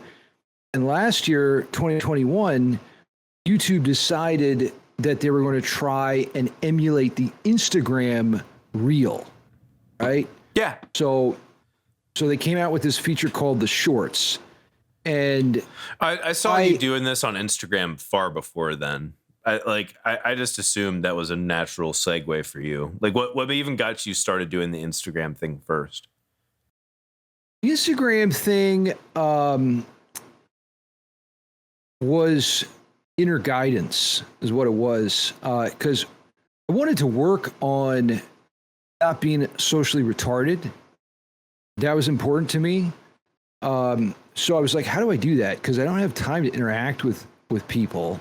So I was like, well, I can, just spit speech at the camera on Instagram Reels and stories and practice becoming articulate, charismatic, a good communicator. And I saw the power of it. Like I was looking at the numbers, right? And I'm like, okay, a lot of my, I have part of it is the charm of your unceasing character that you play.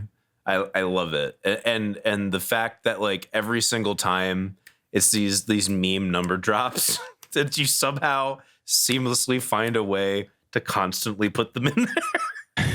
You know what it was, dude? God damn it, how do you constantly think of these things? I was really frustrated because I was like, trying to get people to learn about music theory is like sex with no lube. Oh, and I was like, that's being too generous. It's like not sex, but you have only lube. Yeah. And so I was like, listen, I'm trying to figure out like how to make this thing work, right? And I was like, well, I need to figure out how to make it interesting. So it's like one, leverage cultural reference points, which I think is what you're mentioning there. Yes. And then it also needs to have like a component of information. Like they watch the video and they feel like they learned something. So I was like, how can I like hyper condense those two elements into a 15-second clip, which is the limitation of the Instagram story or reel. Well, actually reels go longer than that, but the Instagram tells you straight up, they're like, we reward timely content. I believe the reel goes to 666 seconds, if I remember. Yeah, roughly. Not sure. That's an arbitrary number that you're using there, but yeah, it's something like that.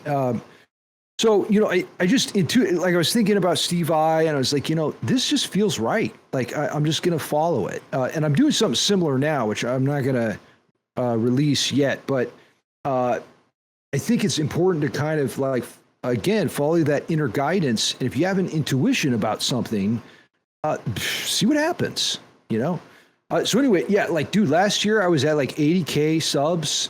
Right now I'm at 212. Yeah, but I went you're up, killing it, dude. I went up to, trying to think, like, I mean, I don't know, man. Like I was growing faster than Rick Beato, everybody there for a number of months. Like I was literally getting like 10,000 subs a day. It was insane. But a lot of that had to do with, it's not that, what I was doing was great. That's not what it was. It was more just, again, capitalizing on the current trend. So like, listen, man, like, you could be making some like killer content, but if it's not in the right medium, like for instance, if you're like laying down sick 69 tracks on vinyl. Okay, great. But if it's not on Spotify, like who's going to hear it? You know, it's the same concept. So YouTube Shorts was like an opportunity, and I saw that, and I was like, I had like a shit ton of pre-recorded content. So I literally was uploading like 10 videos a day, you know, on Shorts, just on Shorts. Because I had it pre-recorded. I had it pre-recorded. You know what I'm saying? So it's like it wasn't even any extra work. Anyway, I don't know if that answers your question, but it was just kind of like something I felt was right. And when I open up my YouTube studio, people watching may not know what that is, but it's basically your dashboard metric assessment of how your YouTube business is doing. It gives you all the numbers. It's what allows you to upload any of the videos or content you want to upload, and also gives you feedback on what has been published thus far. Correct. And what I saw in those metrics was that all my shorts were taking like this spots 1 through 10 in terms of my best performing content. It was like, well, that's like a slap in the face. Isn't it though? I feel like if I put that much work into something that I really care about, that's like long form, that I really like gave a shit about both the message and how much effort I put into it, and that does like totally shit compared to something I just kind of was just like phone chicken butt and then post it and then that takes off. It's just like, why do I even care about standards, you know? Yeah. You know? So right. Well, it's a good point. It's like you have to. This comes. We mentioned this earlier. You know, when you're a creator, there's things you do for yourself, and there's things you do for the consumer. So you have to find the right balance there. For me, that's very important, that I'm doing something that pushes my own goals and priorities forward. But that's also functional. It's practical, has some real world kind of effect. You know, I'm able to make money. Making money is very important to me in terms of like being a musician, because like I'm super insecure from my dad and my pops. He's always like, listen, son, you don't make enough money, blah, blah, blah, you know? Okay. So, there, I'm sure there's a part of that, but there's also a part of it of like, okay, we all obviously need to have the basic, like taking care of ourselves things. And then a level above that, we have to exist in this first world society. And then a level above that, which is still also, I would say, just as ethical. We have greater aims and goals that we want to achieve in our own personal lives that require fucking money because of the nature of the world we live in. So I don't think that that's anything to be ashamed of at all. And I think it's something we should be perfectly comfortable with being honest and open about. You know, like I don't think it's an issue, in my opinion. 100%, man. And especially for musicians, it cracks me up. Like when I look at my community post tabs and there's people like, oh, Shred, I can't believe you're putting a link to your music theory course. You sold out, blah, blah, blah. I'm like, what are you talking about? I'm trying to eat, motherfucker. Yeah, that's the like, fucking, that's the nature. Like, should you not get paid for going to your job? Like, do you have a job? You know, the people who are commenting, I'm sure they do, or maybe actually probably a lot of them don't. Just neckbeards in their mom's basement. But metalheads get a lot of the runoff from the punk mentality, and all of that is all very DIY, some level of purity, which I find fucking hilarious because they had zero aim other than being just against things, which is horrible, terrible. And that, pardon me. no, don't apologize. But fucking like, you get a lot of runoff from there where it's like, if you're actually trying to play smart and build a better life for yourself, and for, I would say, most people, building a better life for your family and providing for them, suddenly you're selling out. Fucking, I don't give a single fuck about that. If that's how you feel about me, please leave. Get the fuck out of here. Like, I would love for you to take the wisdom from me, and that's fine. But if that's really how you feel about it, you're not going to take it. So just piss the fuck off out of my comment section. Just eat all the shit. I don't care. I don't fucking care. Listen, man, here's how it goes. When you try to please everyone, you end up pleasing no one. Unless you're Cardi B. The WAP queen. Listen, man, I'm going to be honest with you for a minute. Like, you know, I'm proud of myself for leveraging Cardi B's brand. I have like these WAP t-shirts, 69 grams of protein per sip. It's brilliant. and basically I spit it out every time I drink the WAP juice, the figurative WAP juice. Oh, gross. I mean, you know, as long as you're not literally telling people to listen to her music, I have fun. Have at it. You know, it's a brilliant marketing scheme, dude. It's a brilliant marketing scheme because I'm like leveraging. Everybody knows WAP. Like, this is hilarious. Like, it's always good SEO to talk about Cardi B, and there's always a certain segment who will just vitriolically just be immediately against her. So yeah, I mean, fucking leverage it, of course. Yeah, dude. Like, so get this. Check this out. So Saturday, I go to Santa Monica. For those of you not from LA, Santa Monica is, it's the west coast, west side of Los Angeles. And there's something called the Santa Monica Pier. You know, you see it in a lot of movies. So I'm out like walking on the Santa Monica Pier, and I have like my WAP juice shirt. And, it says WAP juice, 69 grams of protein per sip. It's got like the water emoji. And I got my aviator shades so no one can see my eyes. And I'm just watching it. See how 420 blazed you are. Yeah. So I'm like, I'm just like checking out everybody looking at my shirt, but they can't see me looking at them. Okay. It's hilarious. Like when they get to the 69 grams part, like they smile, you know, and like I had a couple of people be like, listen, bro, I got to take a picture of that. And, like, stop me. It was funny. It's like it's a great way to do market research in real time because, you know, sometimes you don't get that kind of immediate feedback, you know, from your videos. Without a doubt, yeah. But for me, it's like, listen, I denigrate everything Cardi B does. I think it's corrosive culture. And so this is a way for me to this is a perfect example of Mary Poppins. I'm going to give you your fucking medicine, but, you know, I got to give you the sugar with it, right? Otherwise, you're not even going to pay attention. I don't even know if there's necessarily medicine in there or not. Like, I could be wrong. I could be wrong. But also at the same time, you're really not giving more momentum to the poison, in my opinion. It's a gateway drug, Mike. It's a gateway drug. It's not a fucking gateway. It's not a fucking I get their foot in the door, like, oh shit, this guy is talking about Cardi B, and then all of a sudden, I got you with some music theory and technique. I'm hitting you with the medicine. Okay. Gotcha. And you didn't even see it coming. Okay, that's fair. That's fair. You didn't even see it coming, bro. My apologies for misinterpreting. No. Okay. Fair enough. Listen, man, like, I don't know, like, I want to help young men.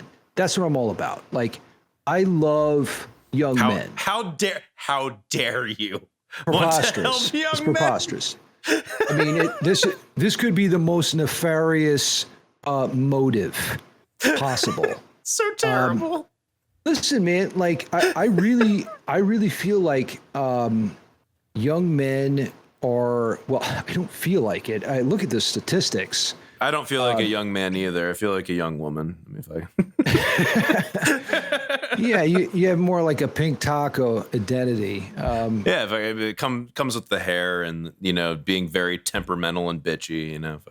Listen, man, like I'm just saying, if you're a young man out there and you're watching this podcast right now, like, you have power within you. You're capable of doing great things.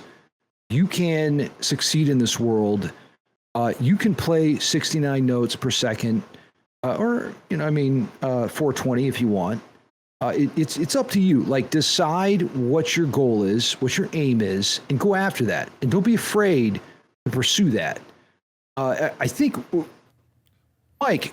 I would say, 1, there's power within you. 2, you need to learn how to morally guide that power so that it doesn't become destructive. Those are kind of like the 2 things. I'm a little bit more on number 2 because I just kind of assume everyone knows number 1, but I think I also happen to take number 1 for granted quite a bit. I would go the opposite, just because where we're at in society now is like this imbalance. And I think in another period of time, I would agree with you. But where we're at now, I'm not saying it needs to be tempered with femininity. Although, like, obviously to some degree it does, but that's not where I'm coming from necessarily. Sure, and I'm just saying, like, ambition, assertiveness, controlled aggression, tempered aggression. These are things that produce wisdom, stoicism. Being able to control your emotions is kind of like the number 1 tenet of stoicism. You mentioned that earlier. Yeah. Absolutely. Learn how to be. I shouldn't even say it. I'm just not even going to say it, Mike. I won't say it. I can't say it. Oh, now you have to say it. It's now illegal. You have to say it's it. illegal. I got 69 reasons right here why you got to say it. I'm going to go to jail for 420 years if I say this. I'm going to say it anyways. Learn to be a man. Learn to be a man. Like that's just it, bro. That's just it. Like, it's not a bad thing. Temper. I'll amend your statement slightly. I'll amend your statement slightly. Learn to be a good man. Learn to be a fucking good man. Yeah, and what does that mean? Like, yes, what does that mean? For me, like, I jump out of bed every day with a 69-inch vertical leap, and I get straight to like what I'm passionate about. That's just the tent that gets pitched. I mean, you know what I'm saying? Like, and I head to the gym first thing, and I like just crush, the weights, and that gets me literally and figuratively pumped in my nether regions and in my mind. It's a nether region pump, but it's also a mental pump. Yes. And like that kind of sets like the groundwork. Because you're like, okay, I conquered these weights. Now I'm going to conquer life. Right? Yeah. Absolutely. That's why a lot of people do the fucking cold shower thing in the morning. It's that immediate, what the fuck, holy shit, fuck thing right at the beginning of your day so that everything else feels easier afterwards. All right, Mike, check this out. I'm going to play this chord. Oh, this is going to sound terrible. Here we go. Ready? This is the greatest chord. How does this chord make you feel? Okay, hold on. I can do better. I can do better. Okay, go for it. There it is. Okay, that's a lot worse. That's a lot worse. That makes me feel extremely uncomfortable. But because of my own context for what I understand of music, it makes me very excited to see what happens next. Yeah, I mean, because that level of tension needs to be paid off in some regard. I probably could do better if I sat there for a while, but this is okay. Like, that was a fail. I failed. I failed right there. Oh, that wasn't a fail. Like the first one actually had me very interested. Like, maybe I had to like think about it for a second, because obviously there was a major component, but then there was a neutral extension off of that, which makes me think like, okay, like, is this making me more ponderous, or is this making me more ethereal, like chill? Like, I'm not sure. So sorry, go ahead. You know what it is? It's like, here's the thing. Like, people don't realize this. You need, if you want to experience release, you need tension and release. Like if there is no tension, there is no release. And it was funny. Like, I went and saw Rick Beato. If there is no obstacle, there is no victory. Yeah, exactly. Yeah, that's it. It's like, check it out. Like, if Frodo never left the Shire and didn't go to Mordor, Would Lord of the Rings be very interesting if he was just chilling with his boys in the Shire the whole time? I could have read the book a lot quicker. I mean, yeah, well, you probably wouldn't have read the book because it was fucking lame. True. So, Tension Release. I went to Rick Beato's like tour the other day, and I was like, bro, it was interesting. Like he talked about X cells, which I didn't know about X cells before he taught me. Like, is that a word or is that 2 letters? I'm sorry. Sex cells? Did I say sex cells? I meant X cells. Sex cells, X cells, kind of similar thing. I mean, like, is it Excel like I'm excelling at something, or is it XL like XXL the magazine?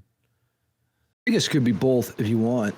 But essentially, what an X cell, like the letter X, XL is like 4 chromatic notes in a row dispersed throughout whatever octaves you want. It's basically just like a dissonant chord.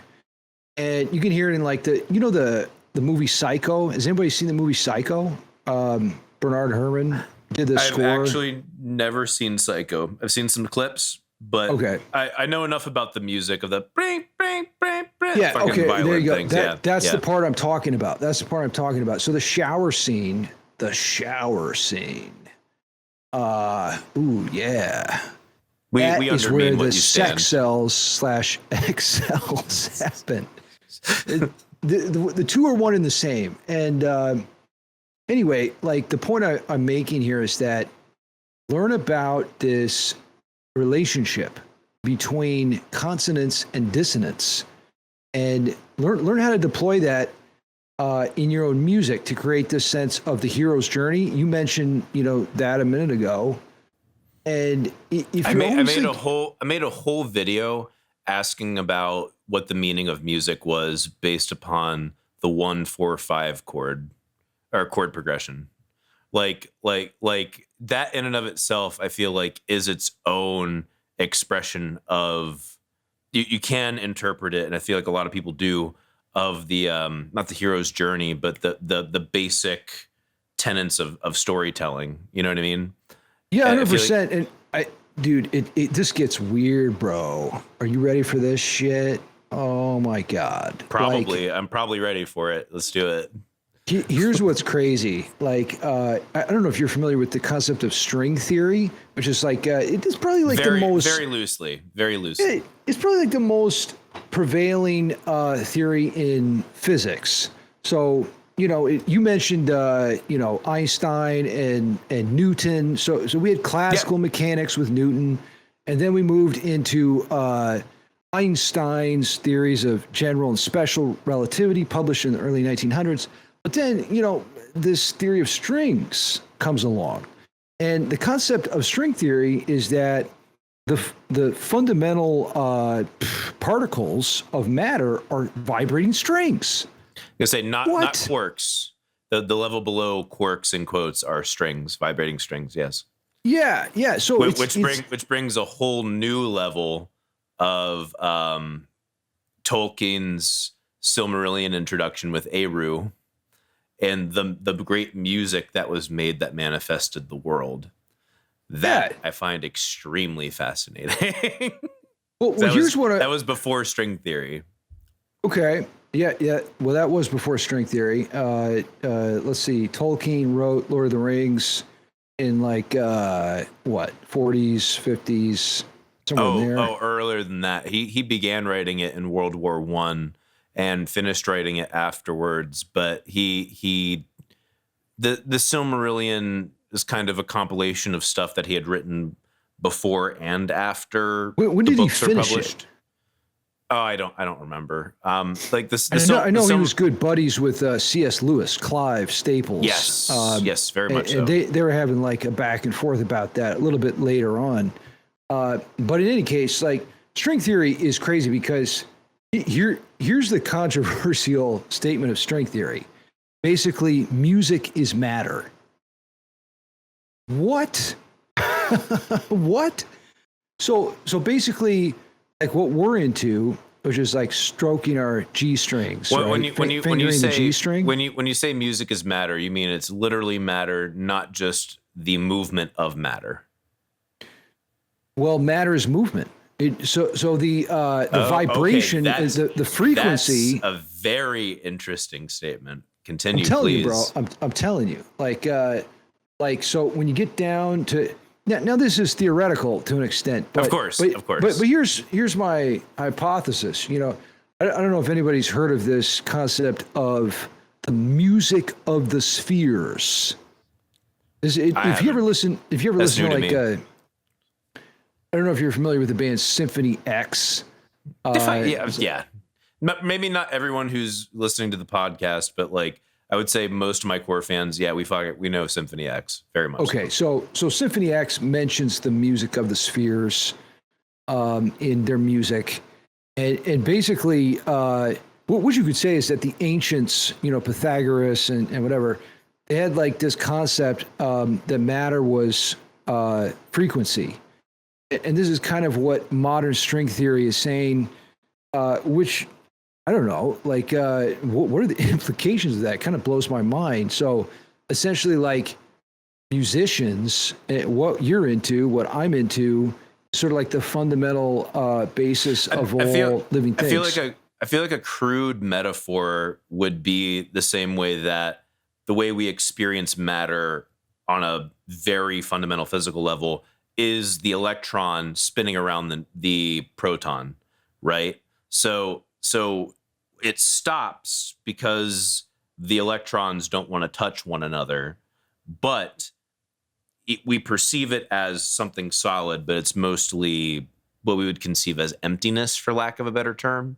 So in that sense, the matter that we perceive as matter is literally movement, but that's not exactly what you're saying as far as I get it. Well, the only point I'm trying to make here is use this for inspiration. Yeah, we don't have all the details hammered out, but this this relationship between sound and physics, I think, is important. I think we maybe don't understand the depth and the level to which frequency and vibration affects our organic state. You know, like we could maybe be much more healthy if we expose ourselves to more sound. I don't know about you. I don't know about you, Mike. Like I'm going to go out on a limb here. I'm going to walk all the way out 69 steps on a limb. And I'm going to say that when I play music, every time. when I play music, like I am experiencing something transcendent. Now, okay, like as I said before, I don't want to necessarily put all my cards out on the table here, but I'm not a religious person. I would consider myself, if pressed to a great degree, an agnostic atheist. But I think that's like a very reasonable position to uphold. Like, the second I was shown convincing evidence for a supernatural power, I would instantly prostrate myself and become aroused, to that deity. You know what I'm saying? Like, I'm not like, dyed in the wool atheist or committed to the cause. It's nothing like that. So this concept of sound having a deeper relationship to our existence may be worth exploring. And the fact that they call it string theory makes me think that guitar is in fact the greatest instrument, right? Because I think it's an argument for violin more than guitar myself. But I know fine, what you're saying. but Mike. Actually, cello is probably better. But okay, I'm listening. Listen, bro. Like, seriously, like, okay, cello is great. Bach's cello suite, yeah, fantastic. Vivaldi's Four Seasons, the violins are terrific. But I like how you're so kindly immediately discarding all of that. Well, I mean, let's get down to brass tacks here. Yes, let's get down to brass tacks. Let's do it. When you play the guitar, your range of expressive potential is unlimited. I don't think there's an instrument that has a greater possibility for musical expression. I mean, think about the tuba. Well, that just sounds like flatulence to me. You know, it's low the most end epic flatulence. It's low end farting, and okay, it's fairly effective. If you want small dick flatulence, go to the bassoon. I kind of love the bassoon, honestly. The contrabassoon is even cooler, I think. Like in Igor Stravinsky's "The Rite of Spring." Hell yeah. The contrabassoon. Yeah. Oh man. But we're getting off topic. You were saying about the guitar, how the guitar is like the culmination of all. This is fucking the orgasm of being. Why is it the ultimate universal orgasm? Well, again, like I said, it's your claim. Go for it. It's the range of expression. You know, human voice is always number one. Human voice is always number one. Hey, what are you smoking there, by the way? What's in your? I'm just fucking just vaping some nicotine. Is that all it is, Mike? Yes, it's all it is. I would be way goofier and loopier if it was any more than just nicotine. I thought for sure it was like Ned Stark's progeny. Maybe not. Might have just Stark Coom. Starky and Coom. Okay. Well, okay. So no, I think it's a reasonable claim that I'm making. It's not unreasonable. And the reason why is because you can bend strings, you can play chords, you can play melodies. So it's a harmonic, melodic instrument, plus it's a microtonal instrument, plus the range of ways to present the sound when it comes to like effects, pedals. Okay, when you start going into the electronic realm, I think that just has to do with a lack of development of these classical instruments and the cultural purity that surrounds them.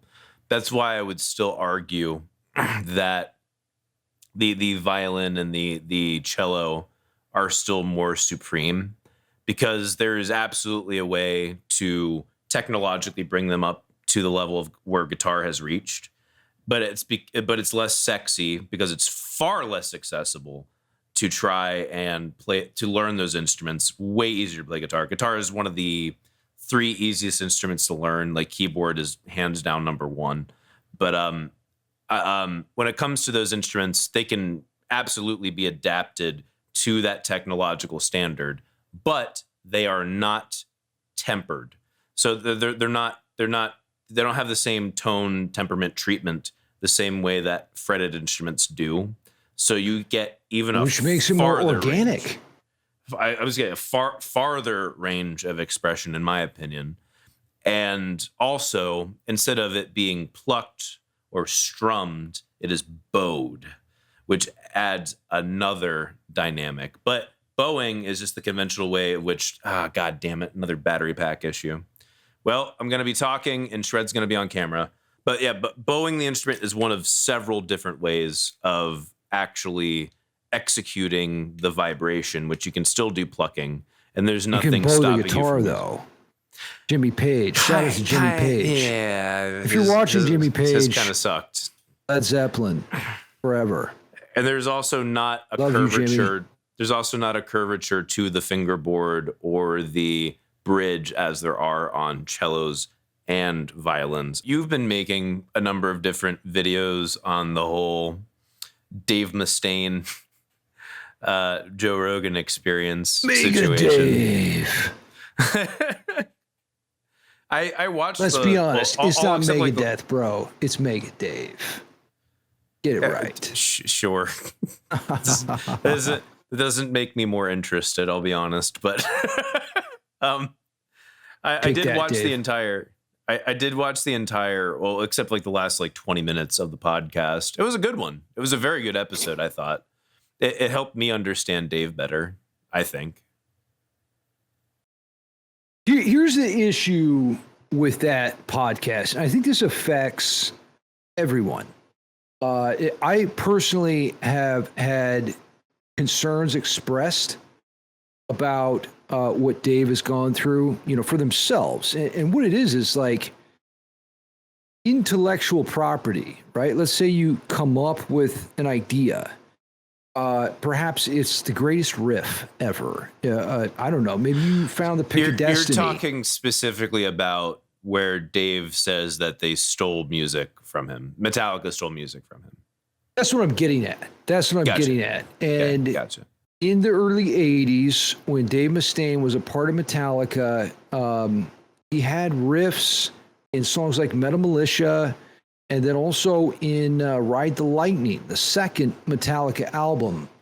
And once he got the boot from Lord Peahet, what happened was, Kirk Hammett came in, right? And basically took Dave Mustaine's place. He even learned Dave Mustaine's solos. And so Kirk Hammett started getting paid for Dave's creative intellectual property. Well, more specifically, he started getting royalties for that that's what I'm talking about. Yeah. That's what I'm talking about. So basically, it's like, how do you protect your ideas?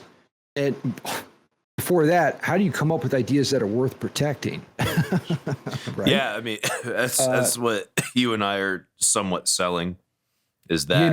I mean, like, people are talking about, like, I seriously get like people who send me their music, right, in email, and then they're like, Shred, don't share this because I don't want people to steal my ideas. I'm like, bro, don't worry about it. Why did you send it to me? Well, and trust me, like, no one's gonna want to steal this. No one's gonna want to steal that. So that's a concern to consider. Yes. Now, if you're even if it's not worth stealing, act as though it is worth stealing. Definitely. Sure, and listen, man, if you're Lord Mega Dave, one of the fathers of metal music, then yeah, okay, you're coming up with some good shit that you have to protect. So in his case, he's very embittered about this period, and he still talks about it. I wouldn't say he's like mega bitter about it anymore. I think he just acknowledges it happened. He's going to continue to talk about it because he feels as though he's justified, and that's about it. Like, I have a funny feeling they've all come to a conclusion, like him and the members of Metallica. Mike, I could be wrong. You got to think that somewhere deep inside Dave, because let's be honest, let's be super real for a minute. 6.9 inches inside of Dave. Is that where we're going? I mean, if you look at the numbers, Megadeth has sold about, it's something like under 50 million albums, or right around there. Something like that. Now, Metallica has sold in excess of 120 albums. Listen, these two big dogs, Papa Het and Dave Mustaine, they will go down in history for sure as like the founders of modern metal. That's a big deal. So in Dave's mind, four thrash kings, Yeah, sure, but Slayer's way smaller. Anthrax is like a tiny fraction of the size. So like when Dave is drifting off asleep at night, right? He's in his luxurious Los Angeles home. Dave Mustaine? That's a Franklin home. That's just south of me, man. He lives very close to me. I know. Doesn't he have a place in L.A. too? I know he's lived in L.A. for years. Don't think so. I could be wrong, but his main home is here in Franklin. Okay. Yeah. You might have. I say that as if I live in Franklin. I live in Nashville, but Franklin's just south of us. So wherever Dave Mustaine is laying his head to rest at night, he's thinking to himself, I could have had more. I could have been more. I could have had a bigger piece of the pie. Because if we're being completely honest, Metallica is a way bigger deal than Megadeth. Like, they're not even close. Yeah, without a doubt. Without a doubt. So that's got to bother him on some level. And obviously it does, because he brought it up in the Joe Rogan interview. I haven't seen the whole interview. He just seen these he clips. He did. Okay, so hold on really quick. In some kind of monster documentary, Dave brought it up in a very real fucking way, where he said very explicitly what you were saying. So that is absolutely evidence that it at least has bothered him.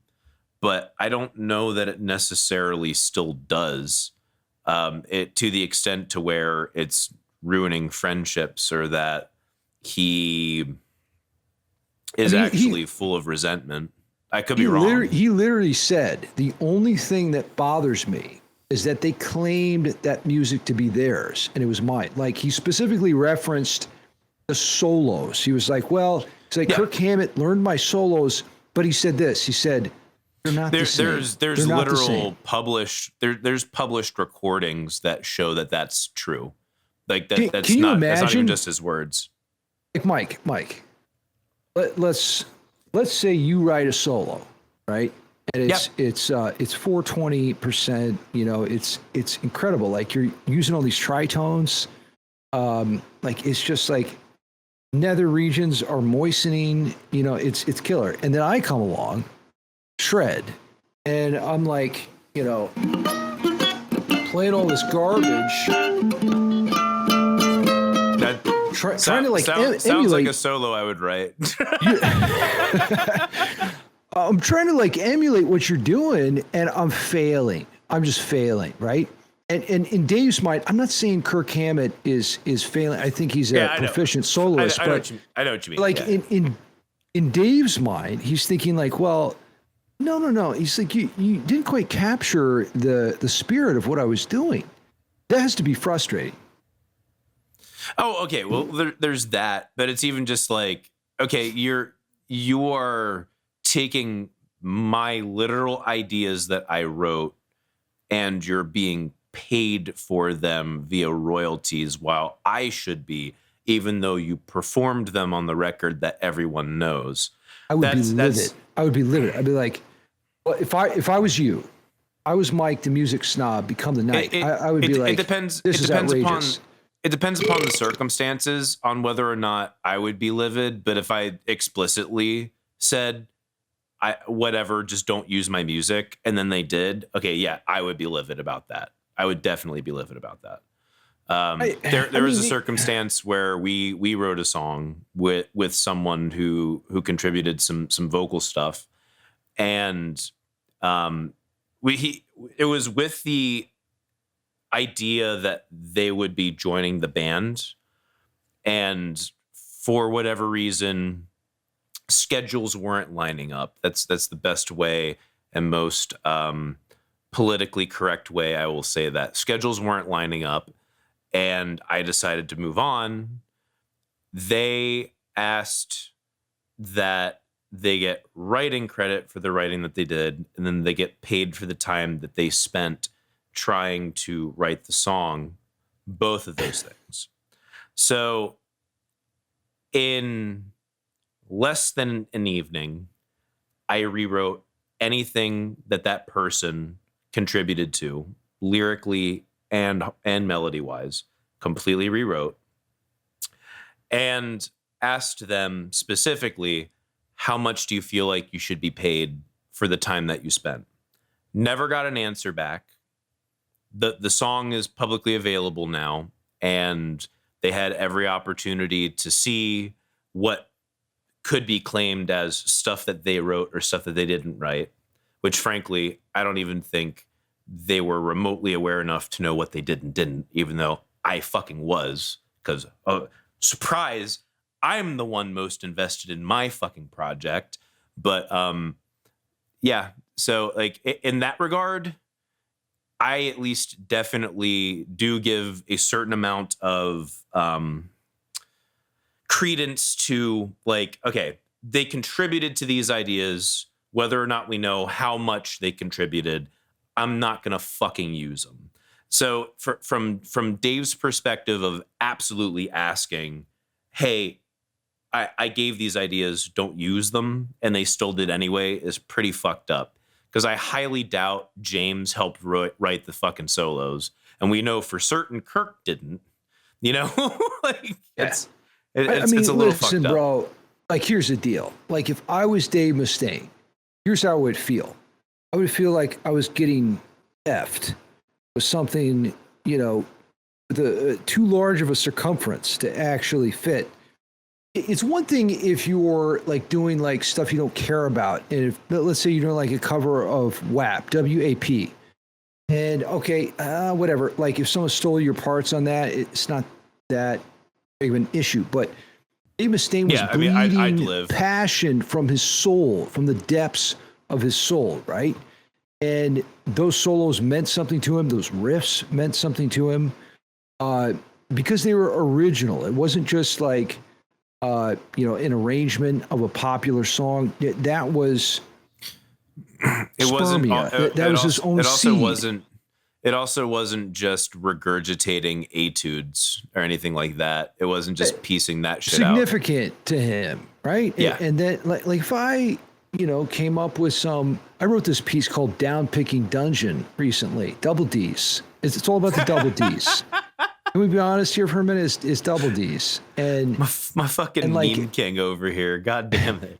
If somebody stole that piece from me, I'd be like, well, I'm going to double D down on you and take you to court. I mean, like, that's not fair. They're going to feel the full weight of my double D's. Yeah. I mean, the legal system. They weigh roughly 6.9 pounds. It's a lot, you know, it's a lot of extra weight to carry around. So if I was Dave Mustaine, I'd be like, listen, this doesn't sit well with me. I understand why, you know, he's bitter. Now people in the comment sections, Are you sure he's bitter? I don't know that he's legitimately bitter. I don't know that he's holding resentment. I think what happened was, you know, Dave had a productive response to this slighting. You know, he built his own empire, his own metal kingdom, which is, you know, a really productive way to deal with adversity. You know, instead of being like, okay, I'm just going to go away and hide for 69 years. Or be professionally destructive towards the people who you feel like slighted you. Yeah, exactly. You know, he channeled that energy into a productive medium and created his own band, his own legacy, his own influence. So it worked out really well. But I think there's still a part of him where he's looking back on that and saying, well, Metallica is the biggest band. Trust me, Dave Mustaine knows how much bigger Metallica is. You know how much money Metallica makes? Know. Yeah, you know how much money Metallica makes per show? It is insane. I have no idea. I imagine millions. It's in the millions. You know, there's 7 figures of revenue per Metallica show. That's nuts. So if they go out on tour, or, you know, whatever they can handle in their old age, right? You got to keep in mind, though, the one album that a bunch of the fucking purists want to shit on is the one that put them in that circumstance, and that's the Black Album, which Dave had absolutely fucking nothing to do with. Once you go black, you never go back. That's all I know. Yeah, accurate. Fact. But Facts. But at the same time, like, I feel like those are two different hurts to have. Is the fact that there's the missed opportunity of being a part of the largest metal band ever, period, hands down. And there is the other one of they stole my fucking music. And I feel like he's over the missed opportunity bit, because definitely he acknowledged, hey, I was a fucked up dude back then. Maybe they weren't completely justified in kicking me out of the band because they were probably just as fucked up back then. But fate had it that I was the one on the chopping block, so I went out. And that's just the way the cookie crumbles. You know what I think it was? I think that there was a double alpha situation. Can't have, without a doubt. You can't have like two. Here's what happens, Mike. Look at this. I mean, if that's the case, I would say even triple alpha, because I feel like It doesn't work. You can't have two alphas. I feel like Lars and James are both alpha energy as well. Well, that's true, but Lars like takes a different sector of the business. So, actually, Lars fair. is like the entire business engine. If you talk to P-Het, Papa Daddy, he basically says, listen, like, I don't deal with all that stuff Lars deals with, like, the business stuff. He's like, I just like to rock. And that works. So he's like the alpha of the songwriting domain. But then Lars, who got fired by God, Lemmy, if you ever watch that clip, it's hilarious. But it happened. And if you can watch the clip, like Lemmy straight up fired Lars. He jammed with Metallica. But so Lars he takes care of one division of the band, the business side. We all remember the Napster days, right? That was a whole thing. And Lars was very involved with that. And I'll tell you something, like, if I was in a band, I would want a guy like Lars in the band because it's division of labor. If we go back to economics, Adam Smith, way back, whatever. It's like the idea if you're broadly saying I want a man who's business minded in the band, yeah, okay, I would want a man like Lars, but I would not want Lars Ulrich in my fucking band. A man who carries around, first of all, way too much of an ego for how small of a fucking dick he has. Two, oh snap, definitely public, make it public. Two, definitely that ego is impeding upon him actually pushing his craft forward and being a productive member of the art. And then three, mostly being a dickhead. I am blessed to work with not dickheads in my band, extremely blessed, who are also hardworking and very creative and very proficient human beings. I am super blessed. And I'm also blessed because I grew up after all of the failures of Lars's generation of mostly shitheads finding their cultural niche in putting themselves into the instrument because of that fuck you energy. So after all of that, after all those mistakes, I get the cool people, for lack of a better term, the ones that don't do shitloads of drugs and the ones that are willing to work. So I have the privilege and benefit of saying, fuck no Lars Ulrich in my band. I definitely would not do that. Not by a long shot. And maybe for you, it's not the right fit. I think there is a synergy that is happening in Metallica, that really works well. And in any successful band, you need to understand this concept of division of labor, where certain people do certain things. Like if everyone tries to do everything, it's just a mess, right? So that's a disaster. So Lars, absolute disaster. Yeah, Lars has this sort of experience and knowledge where he knows, hey, listen, if I take control of this area of the band, the marketing and whatnot, and then he's obviously involved in other areas like the songwriting. A massive part of what made Metallica work was the fact that James Hetfield and he did not have healthy ways of expressing each other, so they took it out in the songwriting room where they made some fucking killer music. And I'm not saying that's a healthy way to live your life, but it can make some fucking badass music, hands down. Yeah, dude. And yeah, if you watch like those documentaries, what's the Saint Anger one? Is that the Some Kind of Monster? That's the Some Kind of Monster. And so there's a point where they have like a therapist come in, and they're all. I met that guy in real life. I met that guy in real fucking life years later. I was waiting tables at the fucking Omni Hotel here in Nashville, and that dude came in, and he absolutely loves hearing himself talk. He fucking lives for hearing himself talk. And he tipped me next to fucking nothing.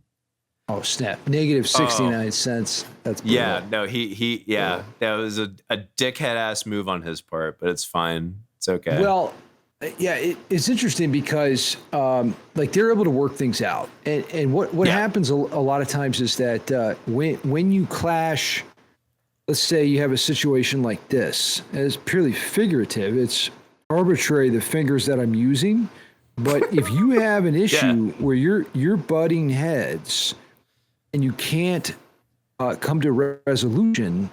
It's again, we talked about like that's the strength of humanity, collaborative effort. So if you can't figure out how to collaborate, how to coincide, how to have unity to reach a common goal, then you're not going to accomplish as much. So Metallica figured that out. They're like, well, Lars does a thing, James does a thing, Kirk does a thing. It's also finding Jason people who help you for a while. Finding people who help you compensate for your weaknesses. That's the other thing. Yeah. And that takes some self-awareness that a lot of people don't have. Because what happens is like your ego, it might be like, Mike, the music snob, what do you think about these great chords that I'm playing, whatever. And you're like, well, Shred, I'm better at chords. So, you do your thing, I'll do my thing. And sort of being able to understand what your role is, what your part to play is a superpower. If you're interested in accomplishing more. Now, I get it. Sometimes, you think you have a 69-inch peen and you got to do it yourself, whatever. But if you're in the business of accomplishing more, reaching your full potential, there's going to have to be this economic principle of division of labor. And for the negative 420% of you that are interested, research Adam Smith. That's kind of the economist that put this on the map. Do you know about Rumble? Oh, yeah. So Rumble, a lot of people are making content on Rumble right now because Rumble is like, we're trying to take market share from YouTube, and they are kind of blowing up a bit right now because they're like, no censorship. Are they though? Are they blowing up? Because I've definitely considered starting to do like mirror posts on there, and I'm just like, I don't know. Like, I don't want to be labeled as like, oh, yet another conservative is doing the conservative thing. Like, because the political bent to the platform. Yeah, no. I would do like your music stuff. Political bent of most of the people uploading content on the platform. Even if you go to their like top creators page, it's mostly just fucking Trump sucking people. And right. Not to shit on people who suck for Trump necessarily, but it's just like, do I really brand wise want to be associated with that? I don't know. I wouldn't go into the political sphere on Rumble, but there may be like a vacuum for music stuff or other underdeveloped sectors. It's powerful to kind of get in on the ground floor when it comes to if you're conceiving platforms. If you're conceiving Rumble as a true competitor to YouTube, yes, there is a vacuum, but I don't know whether or not it is a true competitor because mostly people that go there and try and make their claim there are political people. That's my biggest gripe with it, for lack of a better term, my biggest worry. Like, I would even be willing to go to BitChute first, which again has not a shitload of viewership, but also has its own way of having its indelible, we're not going to delete you mark, Bro, it's so crazy. Like, the long-term job security is in question on YouTube. You don't know if you're going to have a platform, long-term, or if that's going to be something that will be, deleted. That's a whole fucking thing to consider. Life after YouTube, life after these standard social media platforms. That's a whole thing. I've made it a point that YouTube has always just been a stepping stone for me, honestly. Not that I would ever fully stop YouTube, but is definitely a stepping stone. Yeah, and you may not have a choice. You know, they may stop you. Yeah, there's that too. Right? I mean, there's that too. Because you have the same kind of thing in you that I have in me, which is that masculine energy, drive, ambition.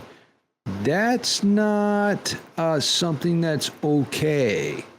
And it's becoming less and less okay. I would argue there's enough pushback now that it's not as one-sided as everyone likes to think, frankly. I feel like there's enough backlash because culture is there's just too much to dive into. Yeah, no, too much to dive into right now.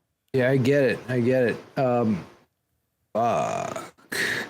don't have to we can call it here if you're good with that. It's good show, bro. I would say keep doing the podcast, you know, keep talking, keep shooting the shit. Like I said, I think there's a niche in the market right now because people don't know how to talk anymore. You mentioned like going to the bar a while back, and it's so true. Like if you go out and talk to people, they're basically just like level 1 noobs. Like there's that, but they're also just like pretty fucking chill. They're pretty fucking chill ass cool people. Not trying to hate you immediately, you know, not trying to come after you. Right. But you know, it's like if you were to put them on a podcast, it would be terrible. Disaster. I really struggle talking to people. Like talking to you, I'm like, it's easy because, you know, you're intelligent, you're well educated, you know, you have charisma, whatever, all this stuff. You right? said it. You said it. I'm just saying. I didn't say it this time. I for the longest time, man, like I thought I was just like a complete retard. And what I eventually realized was that you just live in LA. Yeah, well, I live in LA, and well, it's not so much that as it's like people don't have practice, you know, communicating anymore. They're sort of like in these vacuums where, you know, whatever it is, they're in a work environment where they're working from home, or they're, you know, in this sort of situation where, you know, people are, there's just no social skills really necessary. You don't have to talk to people outside of your realm of experience. And the second you have to do that, it becomes really obvious if you're not skillful. So it's kind of like a breath of fresh air to actually talk to someone, you know, who has some social skills. It took me a long time to build them. It took me a long time to build them, man. I did not pop out genuinely this way. It took me my college experience and then even post that to build as much of the social skills that I have. And they probably would even be better if I just didn't have this complete, well, go fuck yourself energy, you know? Like, well, I'd probably be a lot more successful at a lot of things if I just didn't give as much of a shit. Yeah, I don't know. Like, you got to find people you resonate with. There's so many people out there that are just not going to be on your same page no matter what. And the more energy you invest in sort of connecting with those people, the more it's just a waste of time. So you have to kind of pick and choose your battles, you know. That makes sense. Can we, if we're able to afford it, can we schedule a time to fly you out and come be in person on a podcast with me and my eventual co-host, Casey Sable? Sure. I mean, like you're just starting this thing, right? So it's like, this is the infancy of infancy. How are you going to make money on it? It's a damn good question. isn't it? Sponsors. Yeah, fuck it, there's gonna be sponsors. It's partly using the clips thing to like push the own momentum of my own channel, but also like the sponsors thing is kind of where it's gonna move to. I've seen podcasts who don't get as many views as my normal ass videos get, who have sponsors. So like fucking we'll be able to make that work. Yeah, and but the fact that you can like quadruple, quintuple up on sponsors in a podcast episode, like fucking it'll be a thing. Oh, dude, fronting is real. Like, do you even realize capping, fronting? It's so massive. Like, I watched this dating podcast called The Pineapple Show. It's hilarious. It's quality entertainment.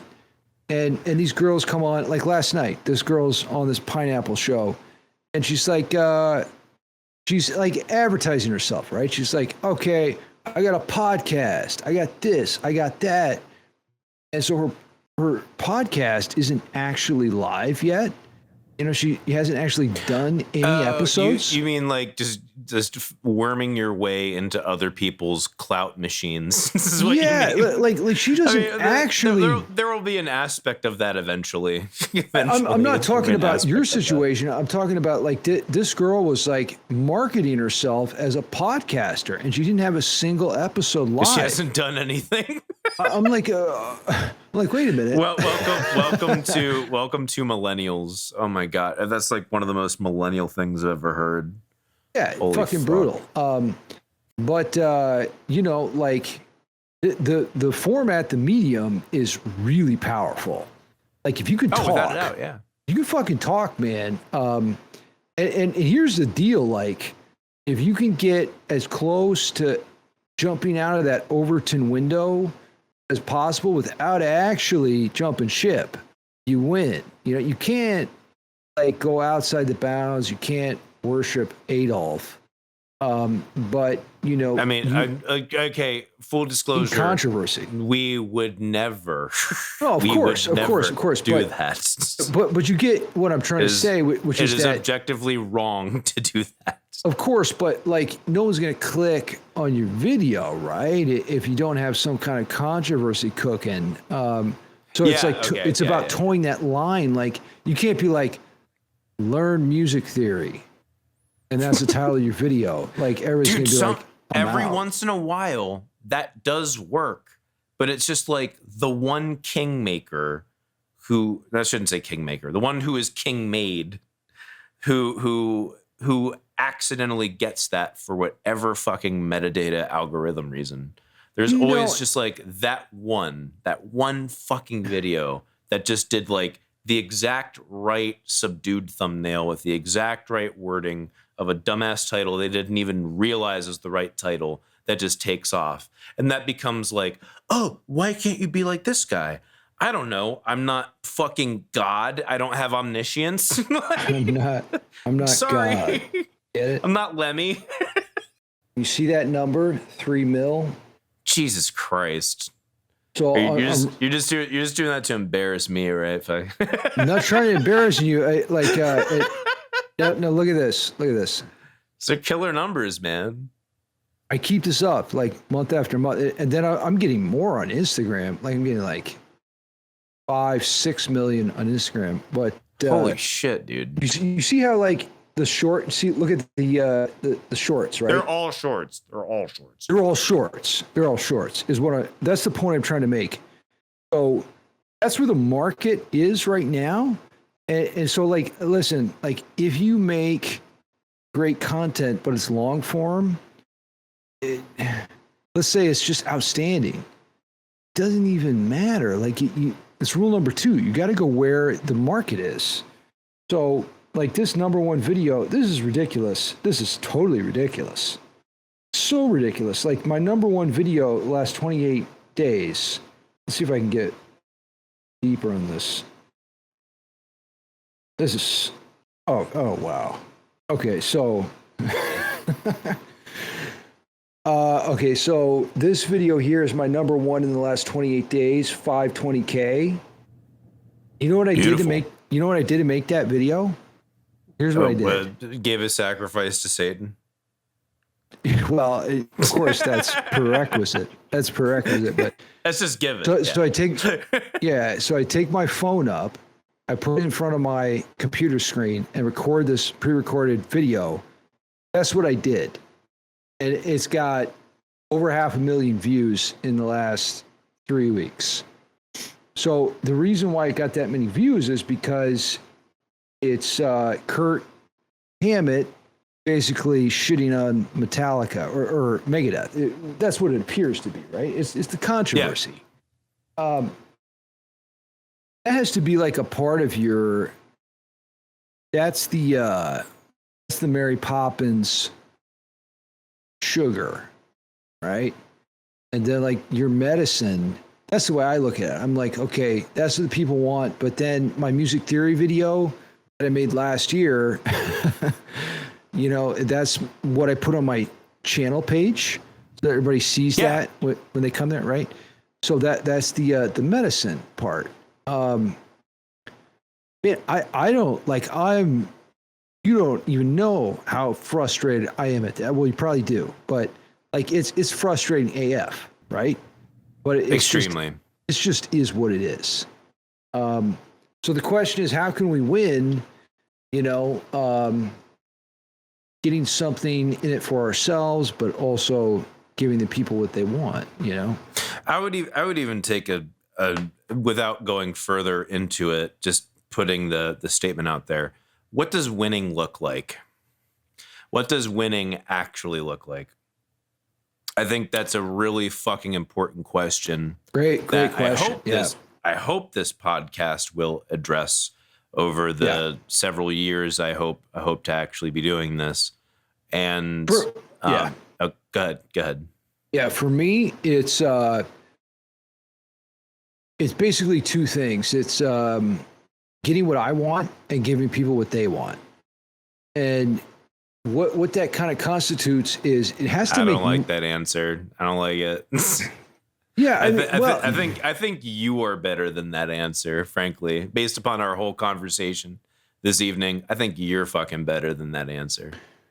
Well, but listen, let me unpack it. Like, there's one aspect where it has to be practical. I have to be able to live off of the money that I make. You know, producing content. There needs to be some level of it actually working.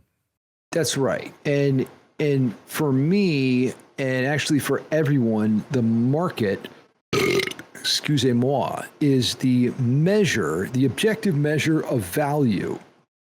Right? So, you know, listen, bro, like you can like write your own songs and you're writing all these like silly fucking tritone chords and it sounds like shit. And it's great for you, but then you try to sell it and you're like, it doesn't sell anything. Okay. I wanted to poke holes in this earlier, but we got sidetracked. The market is not the objective measure of value. The market is the objective measure of exchange. Actual value is not necessarily detailed through the market. There's perception of value, which is what creates prices. But then there's actual value, which turns into manifestable growing of wealth. And actual inflation happens when someone sells and gives a perceived value of something that is greater than what is actually tangibly growable from the product that is given to them. Like for example, if I said, hey, I'm going to sell you these apples so you can eat them. Okay, I'll buy these apples so I can eat them. And you buy it, you eat it, and you're like, oh, this tastes like an apple. Problem is, it has 0 fucking calories. So you have a shitload of people who learn about these really cheap apples that they're buying, and it feels as though they're eating the apple and consuming it, but it's giving them no calories. And now they're wondering why they're feeling ill, why they are not able to run as fast, or why they're not able to think as much. And then they finally realize, fuck, this is a bad apple. They would have never purchased that apple in the first place if they knew the truth. And the inflation comes from the collection of all of that revenue of the person who sold the fake apple, getting all of that money that would not have ever happened in the first place. That's a distortion in the market. That's a lie. It's fraud. That is perceived value, that this is the best apple we could possibly purchase. But the actual concrete value of something that's able to take you further and build your wealth and help extend your life is not there. And that's something that I think has not been fully, maybe it has, and I just haven't read the fucking book yet. I don't feel like it's been fully articulated yet. I dig the Austrians. I definitely dig the fucking Austrian school. I think they have a lot to offer. Not perfect by any fucking means, but I think they have a lot to offer. I don't think that's something they've even fully come to grips with. Their whole thing with the whole fucking like, well, as long as we say that the state sucks dick, we can just be happy about. No. No. Let's talk about lying. Let's talk about fucking fraud. Let's talk about fraud prevention. Yeah. Because even you motherfuckers acknowledge that fraud is a distortion of the market. It's a big fucking problem. It's always going to be a problem. You know, that's why sex sells, but then X sells, you know, is what you want to really sell to people. No, you know what I'm talking about? No. Bro, it's like, it's tough, man. It's fucking tough. It's just, we're stuck in the matrix, bro. You know, and it's like, we've got to do our best. So I would say we definitely should strive to do our best. I agree. Should strive to do our best. Keep striving to do your best. It is frustrating because people live in the hive mind, man. It's really hard. You know, when you're trying to help people, they don't want to be helped. It's an issue, you know. So you have to kind of let them do what they're going to do. And you want more, I want more. I get that. Like we're on the same track, right?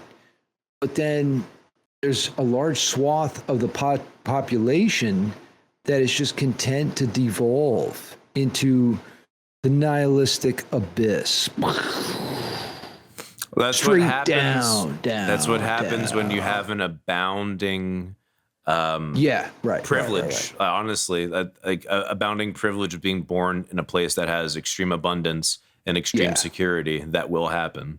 That's right. That's right. I think is basically scientifically documented. But the question, Mike, is how can we profit off that while still doing good and still promoting the general welfare, right? You know, that's the question. And, I can't think of a better way of summing it up. Yeah, and that is possible.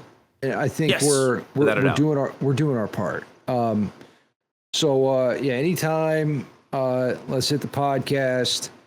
Let's talk shit. It takes a lot of work to grow this kind of platform, right? I'll tell you what. It's gonna take a while. It's definitely gonna take a while. People want to see interesting people, and your experiences, what you've been through, what you've done, is a big part of what makes people tune in. It's also a big part of how you think. That's another thing. Like a lot of the whole "I'm an influencer" thing is not the fact that you're necessarily providing something good, but you're providing something intriguing. Because 90% of the fact is like, I can't believe this person is doing this, because you're really confused as to how they think. You know what I mean? Like that's a like massive these part of it. Instagram models, like these girls. I don't know if you ever get a chance to see them on podcasts. No, it's crazy. Definitely no. It's crazy, bro. Like, you know, thank God. Dude. And you know what's so funny is, like, I'll look at their Instagram profiles, but then I'll click on their YouTube. So let's say they have like 100K on Instagram, right? Yeah. When I click on their YouTube, the real story comes out, and they have like 1K or less. Yeah. Because YouTube isn't gameable. Like their algorithm is much more rigorous. I would argue it's also less fappable in general. Oh yeah. Like, well, YouTube's a much larger company than Meta. Like they're not even close. Like Google's way. Say it louder for the social media companies in the back. Say it louder. Google has a big cock. Yes. I don't even like Google, but yes, let's throw it down. Listen, man, let's be honest. Like Google's been around since 2005. Like YouTube's been around since 2005. And they're just a way more mature company. They get it. They used to have like the direct message feature, like Instagram has now, and then they disbanded that because it. They used to have a direct video reply feature. Yeah, exactly. So when you look at these Instagram models, well, of course, what they do is they buy their followers, and then if you look at their YouTube presence, you can't do that on YouTube.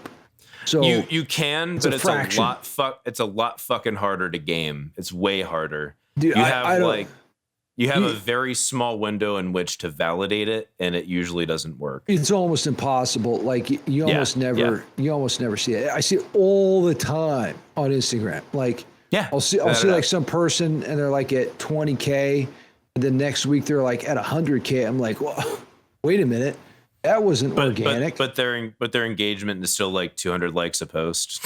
Sometimes, yeah, right. That's a real red flag. But you can't cheat your way to the top. And what I said earlier, the C word, double C's, charismatic communication. Maybe that's a way to kind of like shortcut the Frodo leaving the Shire thing. Because I'm trying to figure this out. I'm like, how can I get people to listen to me if I didn't go to Mordor, and do something fucking crazy? Like already did. You already fucking did, dude. Well, you are living full time off of your social media presence. Your social media presence is your marketing tool in order to drive revenue. That you went to Mordor and back, as far as I'm concerned, motherfucker. Well, that counts. And I appreciate that vote of validation. But for the average online consumer, they're looking for someone who's done something, on a status level 420. Unrealistic, really high, right? I mean, way up there. So I'm talking to you too. I'm like, how do you get eyeballs on your podcast? How do I get eyeballs? I'm just saying, I'll figure it out. I'm doing a lot of the method you already described earlier, which is just kind of like this. That's why I'm doing the soft open, to force myself to do it, because I know as I do it, I'm going to get better at it. And I'm not really concerned about it immediately blowing up or everyone like immediately getting it. I've gotten enough great feedback off of the first episode that I'm just like, okay, this is the path to go. This is the path to go. So you did release an episode already. Yeah, with oh, dude, check out the Anthony clips. Check out the Anthony is that full on episode. Your main channel or main channel? Yeah, main channel. Okay, yeah. Dude, definitely go check it out. I'm telling you, man. Like this format is the best way to grow a business, to influence people, and I've been, like I said, working really hard on. Listen, man. Like I'm a total. What's the word? Socially anxious retard, right? And it's like, it's very hard to make a transition into being someone who's personable and someone who people want to listen to, someone who's exciting. Give yourself more grace. Give yourself more grace, brother. You deserve it. And I'm working on that. But from a business standpoint, I think if we can kind of replicate those values, those skill sets. Be someone who's interesting, charismatic, then you got a shot. Yeah, without a doubt. All right. Yeah. I don't mean to be that guy. I'm gonna cut the podcast here. Honestly, I could go so much more longer. But hit me up anytime, bro. Dude, this is fucking. I've never done the Discord thing, so this apparently I did have a Discord.